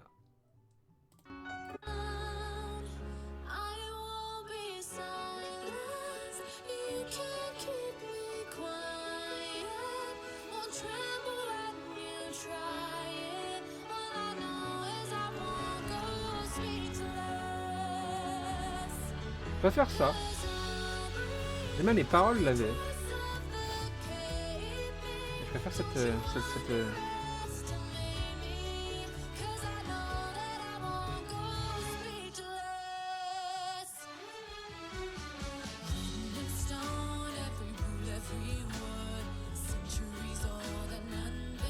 Ah, c'est une belle chanson, elle chante très bien. Elle chante très très bien. C'est plus à la fin que ça crie. Vous allez vraiment me...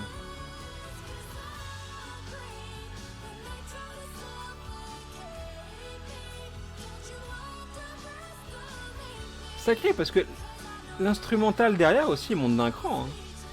Tout bien plus intense.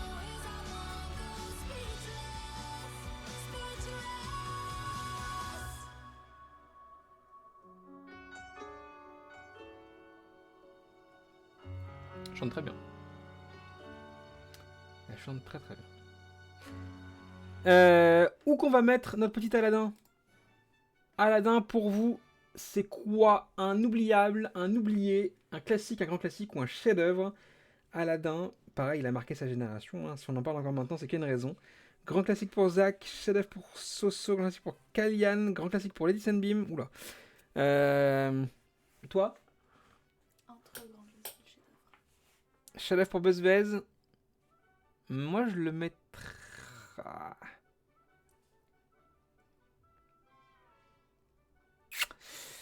Ouais, j'ai tendance à te suivre entre grand classique et chef-d'œuvre, mais du coup, ça tire plus vers chef-d'œuvre pour moi quand même. Chef-d'œuvre pour Antoine, chef-d'œuvre pour Nuno, grand classique pour Adreno. Attends, il y a combien de grands classiques du coup 1, 2, 3, 4, 5 contre 1, 2, 3, 4.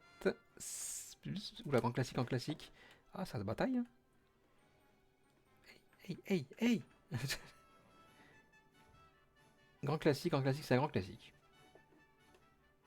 Grand classique pour vous. Oh, il est où? Il est là. Tout là. Grand classique pour Aladdin. J'aurais pas pensé, dis donc. Je peux mettre mettre au même niveau que La Belle et la Bête ou Le Roi Lion. Alors si je peux, mais... Ah, toi directement, du coup, Le Roi Lion, c'est un chef-d'œuvre. Ok, très bien. Bah, en fait, moi, je l'aurais mis chef-d'œuvre. C'est entre les deux. C'est vrai, c'est entre les deux. C'est difficile à classer. Vous êtes dur. C'est un chef-d'œuvre légèrement en dessous de La Belle et la Bête. Ouais. Mais ça reste un chef-d'œuvre. C'est ça. Pour moi, c'est ça, ouais. Et entre La Belle et la Bête et Roger Rabbit, pour moi, tu as La Belle et la Bête et au-dessus de Roger Rabbit. Si on veut comparer ces deux chefs-d'œuvre-là. Elle s'est permis du fait que Roger Rabbit soit un chef-d'œuvre en fait. Ça fait... Eh oui. Je suis d'accord avec Extel. Je sais pas... Ben oui, c'est ça, il est un peu en dessous de La Belle et la Bête, mais ça reste pour moi chef-d'œuvre. Vous l'avez mis en classique, c'est votre classement, c'est vous qui le faites. On va continuer avec... avec l'étrange Noël de Monsieur Jack. On avait justement mis Qui veut la peau de Roger Rabbit dans le classement des années 80, donc forcément l'étrange de Monsieur Jack doit aussi rentrer dedans. Le problème c'est que quand un remake est mieux que le film d'origine peut pas être un chef-d'œuvre. C'est un chef-d'œuvre plus. Si, je casse les deux en tant que chef-d'œuvre, mais à un niveau différent. C'est plus ça. Les étranges habitants d'Halloweenville, Halloween Town, je préfère la version. Ah oui, alors ça c'est un film que je n'ai vu qu'en VO parce que la VF me sort par les trous de nez, mais littéralement. Hein. Halloweenville, rien que ça, j'arrive pas. Au premier rang desquels le roi citrouille Jack Skellington célèbre avec toujours beaucoup d'entrain le fait éponyme de leur cité. Pourtant, après les cérémonies, Jack lasse, s'isole et part se promener au détour d'un chemin. Il tombe sur Noëlville, Christmas Town. Ses couleurs chatoyantes, ses millions de jouets et sa population chaleureuse, fasciné, il n'a plus dès lors qu'une seule obsession, s'approprier Noël et ses fastes. Ah non, les génial de la VF, idem, je n'ai vu que le trailer en VF. Ah bah voilà. L'étrange Noël de Monsieur Jack, pareil, il est un peu bizarre dans l'histoire de Disney, c'est que c'est pas vraiment un Disney pur directement. Hein. C'est un Burton déjà, c'est la première fois que Disney rappelle Burton depuis Taram, je crois. Années 80 et que vois-je, ouais, c'est ça et voilà, ça n'a pas vraiment été un Disney, ou en tout cas ignoré par Disney effectivement, mis de côté, on va dire ça comme ça, un oublié, voilà. Et bah il se trouve que il a eu surtout, il a très très bien vieilli, c'est que les gens ont toujours cet affect pour lui et bien après sa sortie, de la même manière. Et je pense qu'il il s'est forgé une réputation après sa sortie. C'est surtout qu'il n'était pas du tout connu à sa sortie Mm. et que c'est à sa ressortie dans les années 2000 qu'il est tout à coup devenu populaire et C'est ça, apprécié. tout à fait. Au même moment, quelques années après, tu as eu Noces funèbres qui est sorti justement, après sa sortie, et dans les mêmes lignées que Burton. J'adore la chanson de ce film, mais l'histoire, pas plus que ça. Ma chanson préférée absolue, le Boogie Blues. Ah. Moi, c'est la première. Attends, la bande-annonce. Walt Disney Pictures présente. Ici Halloween. Mais qu'est-ce que ça veut dire? Nous sommes un peu inconnus. Tout en stop motion.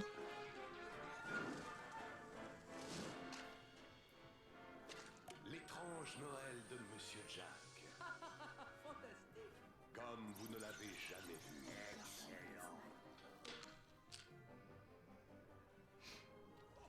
Ça, c'est le Burton que j'aime. Voilà, un peu. Je l'avais vu au cinéma en BTS. Oh vache! Que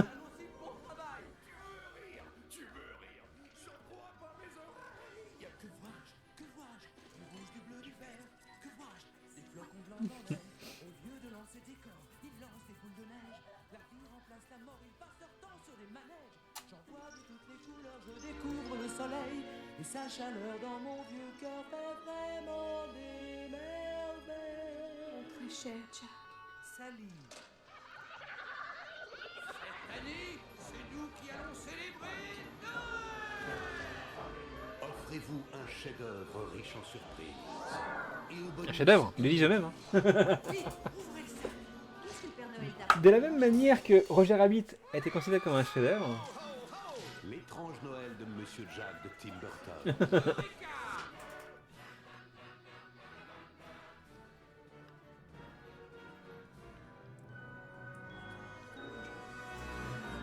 Oui. Même si on veut pas l'histoire. C'est vrai. Marquant aussi pour ses chansons. Oh non, pitié. Hop là, hop là, hop là. Je l'avais là. Hop là, tac. Voilà. Celle-ci. Oui, c'est ça. Tac. Le jour d'Halloween, je pourrais me passer en boucle cette chanson. J'ai déjà fait d'ailleurs. Burton s'est quand même bien approprié l'œuvre alors qu'il ne l'a pas réalisée. C'est Harry Selick qui fit plus tard James et la pêche géante. Beaucoup reprochent d'ailleurs cette omniprésence de Burton. Fallait vendre le truc. Ça aurait pas marché si c'était quelqu'un d'autre. Fallait la patte.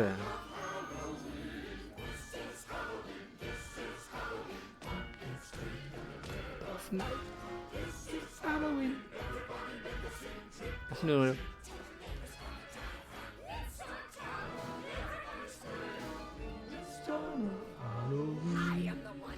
Déjà en France à cette époque, on n'avait pas tellement de la culture Halloween, contrairement aux States, qui est très bien mise en valeur dans le sein des parcs.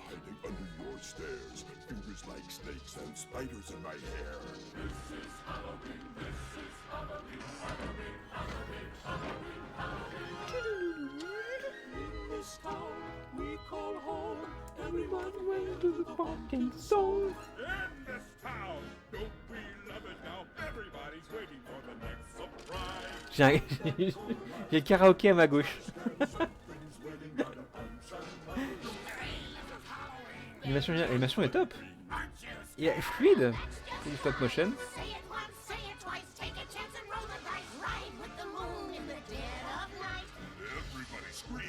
Everybody scream.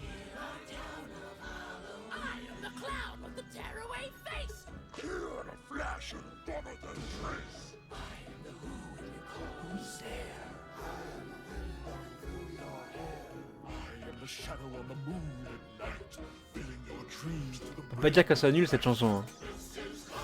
This is Halloween. Halloween, Halloween, Halloween, Halloween. La voix c'est quand même incomparable. Pour moi celui-là vraiment, hein, ça fait partie des films qui tiennent leur VO quoi.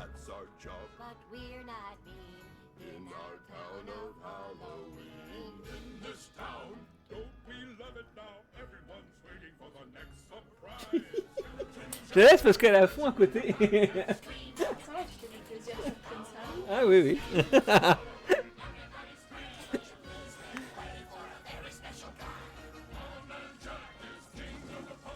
Il n'y aura jamais de replay de cette vidéo. Il n'y aura jamais de replay de profitez-en, ouais. Il n'y aura jamais un replay de ce live, c'est pas possible.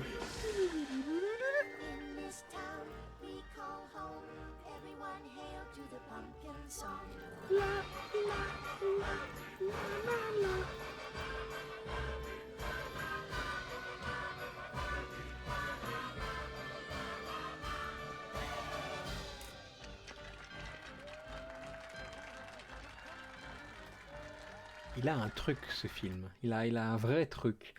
Difficile d'en parler autrement. Effectivement, sa popularité est venue bien après sa sortie.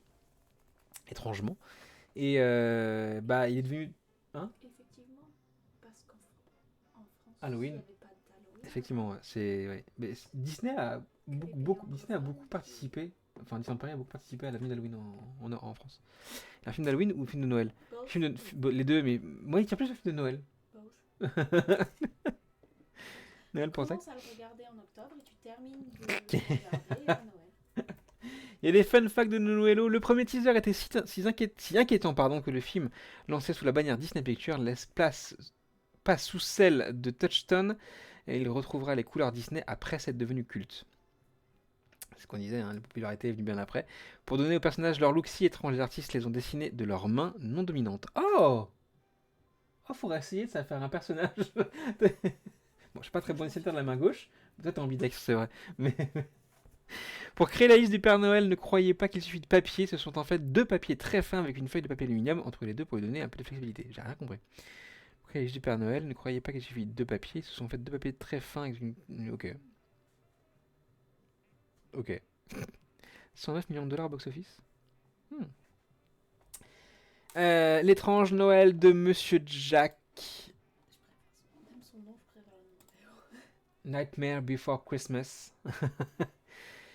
Pour vous, c'est un oubliable, c'est un oublié. C'était un oublié. C'est plus un. Je pense. Voilà, il a fallu glisser là-dedans, je pense. C'est un classique, un chef-d'œuvre. À vous de le mettre où vous le souhaitez. Effectivement, pour moi, si on a mis Roger Rabbit dans chef-d'œuvre, il doit être dans chef-d'œuvre. Classique pour Zach. Chef-d'œuvre pour moi, classique pour Kayan, grand classique pour Soso. Oula. Classique pour Kirikou. Il se fait démonter. Je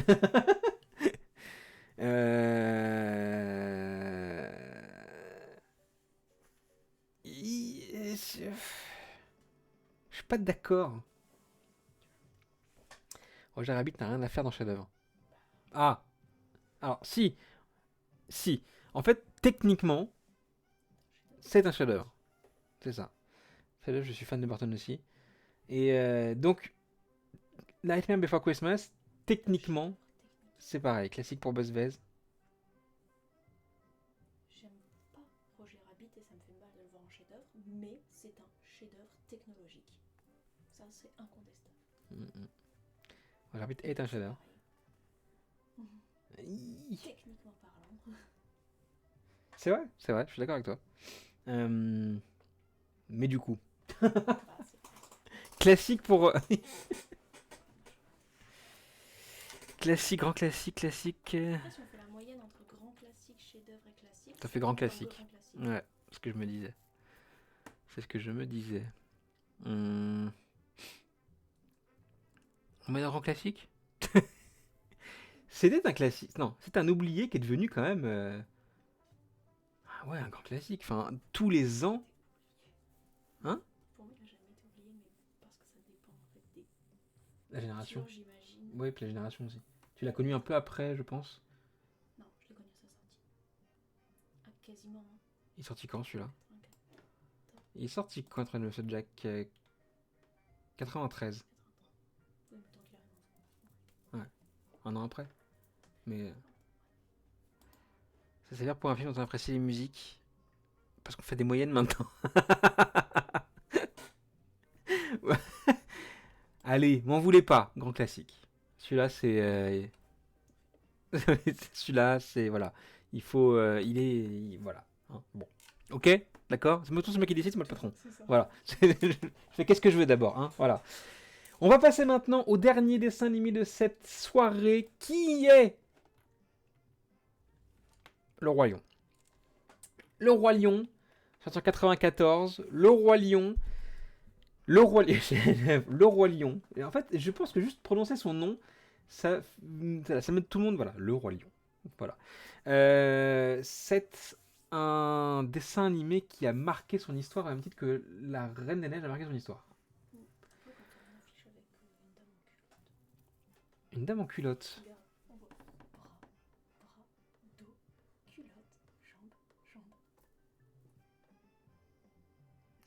Alors, je vois ce que tu veux dire, mais je vois pas ça.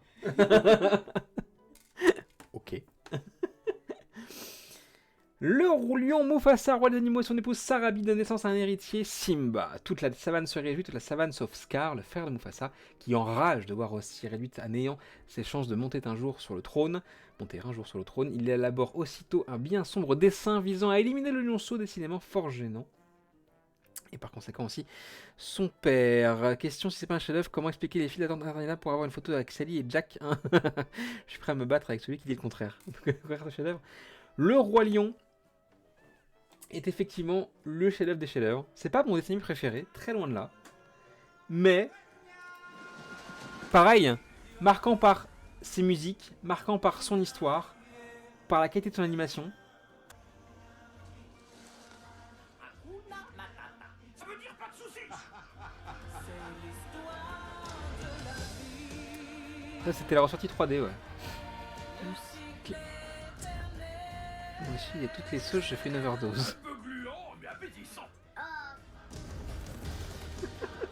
C'est l'heure. Je vois pas ça.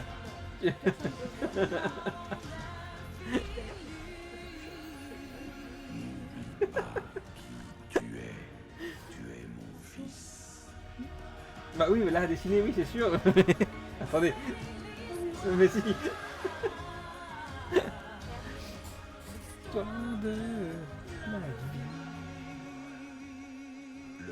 La BO te prend au trip, big up à Sir Elton.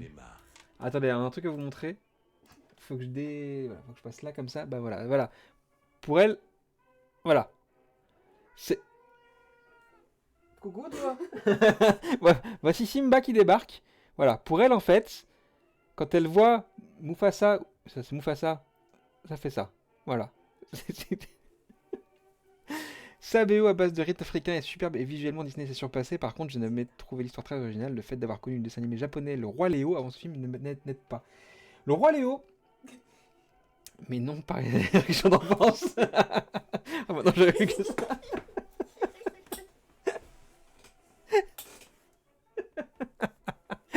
I'm so proud of me. Bravo, tu les as traumatisés. Qu'est-ce que tu veux, toi? Viens, mon Simba. Viens, mon Simba. J'en avais entendu parler de cette image. Viens, mon Simba. Passer au four parce que il est quand même un peu brûlé. Allez, viens. Non, tu veux pas? Allez, j'ai que t'as envie. Oui, allez, hop. Voilà. Simba. Putain, mais c'est bon. Putain, mais c'est bon. Je suis là quand je les fiches du film. Forcément, quand on part ces chansons. Attends, ça c'est Orion 2. Attends, je vais revenir après celui-là. Hop là, tac. C'est ça que j'adore. C'est vraiment le coup de bande finale, tu vois. Celui-là, voilà. La chanson est terminée. Qui d'autre se fait les karaokés Disney en voiture? Faut me voir un embouteillage. Et qu'est-ce que tu fous toujours en voiture? D'autres chansons, forcément tout le monde connaît Hakuna Matata.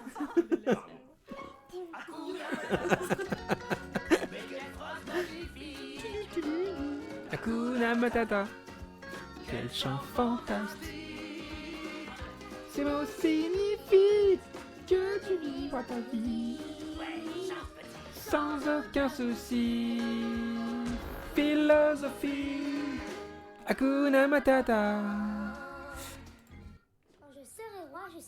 Ce dessin animé Le Roi Lion a eu le droit du coup à 2 suites, on l'a dit, mais une particulièrement très très réussie, Le Roi Lion 2, L'honneur de la tribu, qui s'appelle, avec une chanson qui a été reprise du coup dans le de Mogador, enfin dans le musical pardon, directement. Hop là, Il vit en toi.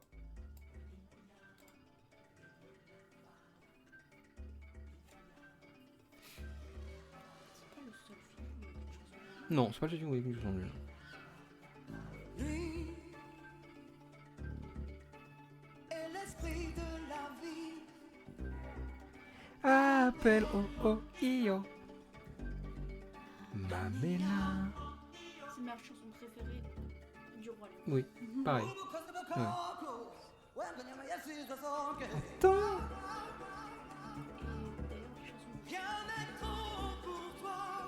Ayupendi, je l'aime beaucoup. Aussi.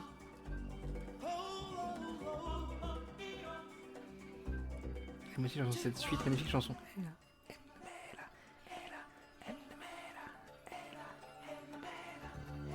Il vit en toi. Il vit en moi. Je me souvenais pas qu'ils avaient utilisé ces chansons dans ce film. Eh oui. Ayupendi, la passion est un fruit, c'est ça.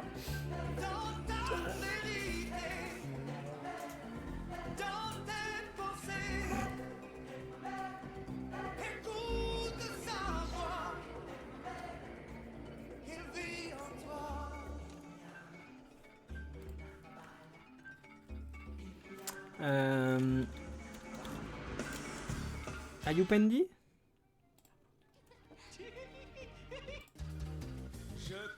Un endroit charmant où les singes sont complètement déments, où le lourd parfum des fourmis sans pleurs nous donne des vapeurs.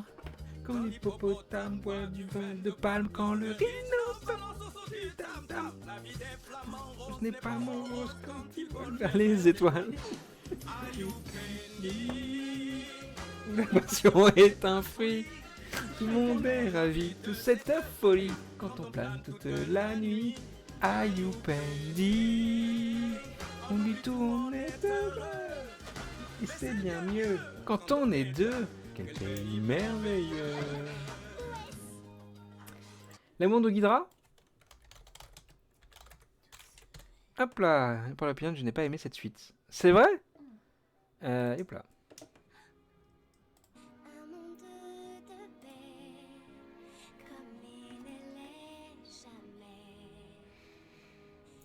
Une des rares suites qui vaut le coup vraiment.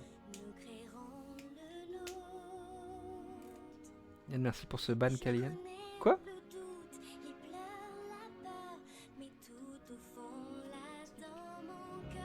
Ah oui, pardon.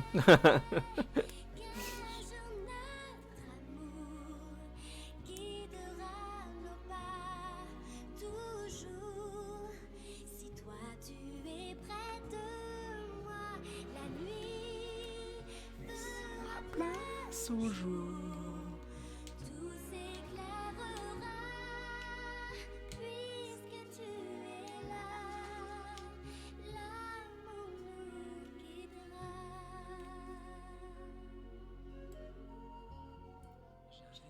Petit fondu.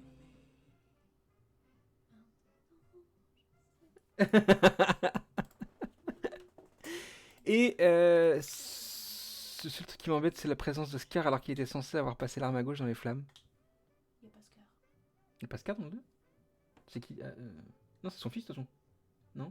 Je sais plus qui. Kovu, c'est son fils. C'est ça, c'est ça. Ouais. Ah, c'est marrant d'ailleurs parce que du coup, Mufasa, c'est le fils adoptif de. Ok. Fun fact sur le Roi Lion. La scène de la mort de Mufasa était encore plus dure à l'origine. Une projection test devant un public d'enfants absolument inconsolable a incité les réalisateurs à en alléger le caractère dramatique. À la base, il y avait les tripes qui sortaient, c'était un enfer. Il était plat avec des sabots comme ça enfoncés dans la tête. C'était un enfer. Ouais, La scène où Scar évoque son plan diabolique sur l'air de Be Prepared. Ah, Be Prepared, quelle chanson. Elle était dans les tons jaunâtres et sépia pour évoquer les bulletins et l'actualité des années 40. Ah, intéressant. Oui, c'est vrai. Juan Atkinson, Mr. Bean, qui prête sa voix en VO à Zazu, ne connaissait pas les paroles de It's a Small World, il a dû les apprendre. Attends, la vache. Simba, Sarabi, Rafiki et Pumba sont des mots en swahili signifiant lion, mirage, ami et insensé. Ouais. Et je disais donc que c'est... Et surtout, c'est une suite qui ne provient pas de Walt Disney Studio Animation et la qualité des dessins est incroyable pour une suite qui n'a pas fait de jeu. Oui, c'est vrai, tout à fait.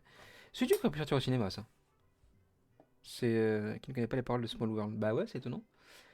C'est un dessin animé qui a aussi eu le droit à son live action, qui est très décrié par les fans. La vie est injuste. N'est-ce pas, mon jeune ami? Je me suis signé un gosse assis dessus. Je me demande pourquoi il bouge pas le certains papa de naissent Simba, en la mère en PLS. D'autres passent leur vie dans l'obscurité. Techniquement, il est parfait. Il est À magnifique. quémander des miettes. Mais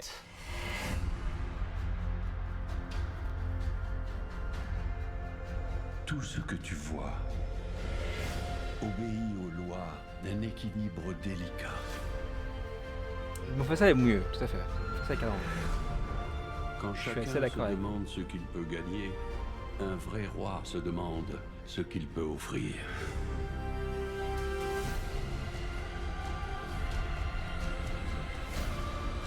Sauve-toi, Simba. Moi, je note plus la prouesse Ne technique. reviens jamais. Parce qu'il n'y a rien qui est vrai dans ce film, mis à part une scène, un plan. Mais tout le reste, ça a été créé en CGI et c'est relativement quand même bluffant.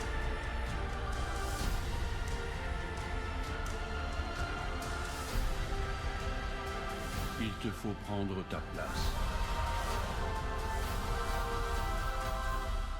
Dans le cycle de la vie. Effectivement, le Mufasa est nettement au-dessus quand même.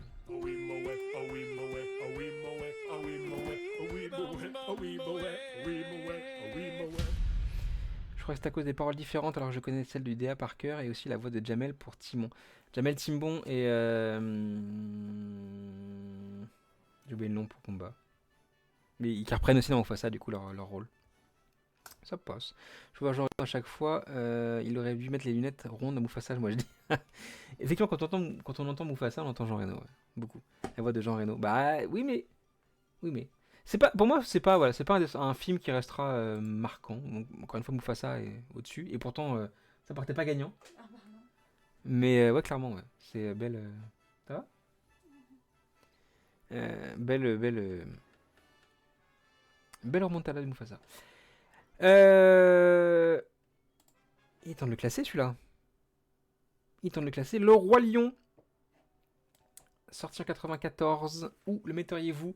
Les Oubliables, les Oubliés, classique en classique, chef-d'œuvre. A-t-il sa place chef-d'œuvre pour Kirikou? Chef-d'œuvre pour Kalian? Chef-d'œuvre pour Little Sunbeam? Plus grand chef-d'œuvre Disney? Chef-d'œuvre? Chef-d'œuvre évidemment, incontestable. Grand classique. Grand classique pour toi? Moi c'est un chef-d'œuvre. Il n'y a pas de débat. Là, en fait, c'est au même titre que La Reine des Neiges a marqué la génération précédente. Pardon, génération là. Le Roi Lion, c'est notre génération à nous. C'est le dessin animé qui est le plus marquant de notre décennie, quoi. Et dessus de la pile de chefs-d'œuvre. Allez, pardon, oubliable, c'est le remake. Grand classique Estelle. Ouais, Grand classique Estelle, ouais. Ah, c'est assumé, hein. Pardon. Chef-d'œuvre vu de son côté intemporel. Tout à fait. C'est vrai, t'en fais encore maintenant. Hop là, je vais sauvegarder ici. Download d'image. Si jamais ça plante. Hop là, parfait. On a fait le tour des dessins animés qu'on voulait faire ce soir. La prochaine fois, la semaine prochaine d'ailleurs, la théma du mercredi des dessins animés Disney des années 90 numéro 2 s'attaquera à Dingo et Max, sorti au cinéma, Pocahontas, Le Bossu Notre-Dame, Hercule, Mulan et Tarzan qui est sorti en 99. Moi qui trouvais que tu as apporté de la vie à cette chaîne va voir au cimetière des éléphants sur Indiana Jones. Encore du mot. Faut dire côté positif, t'apportes de la vie à cette chaîne. Ça faisait 15 jours qu'on m'avait pas vu et voilà comment on me remercie. Ok, genre disparaît pour 15 jours. Remet encore du beau. Voilà, c'est la semaine prochaine qu'on fera ça. Les dessins animés Disney 90 épisode 2. Ça sera la semaine prochaine. Voilà. On va se quitter là. On se retrouve pas dimanche, mais mercredi. Voilà. Peut-être lundi. C'est ce qu'on avait dit. Je sais pas. Ah oui, c'est vrai. Mardi, mercredi. Allez, on se retrouve mardi, mercredi, jeudi. Non, on se retrouve une bonne nuit. Pardon, on se retrouve sur mercredi. Et je vous dirai après les news quand est-ce qu'on les fera.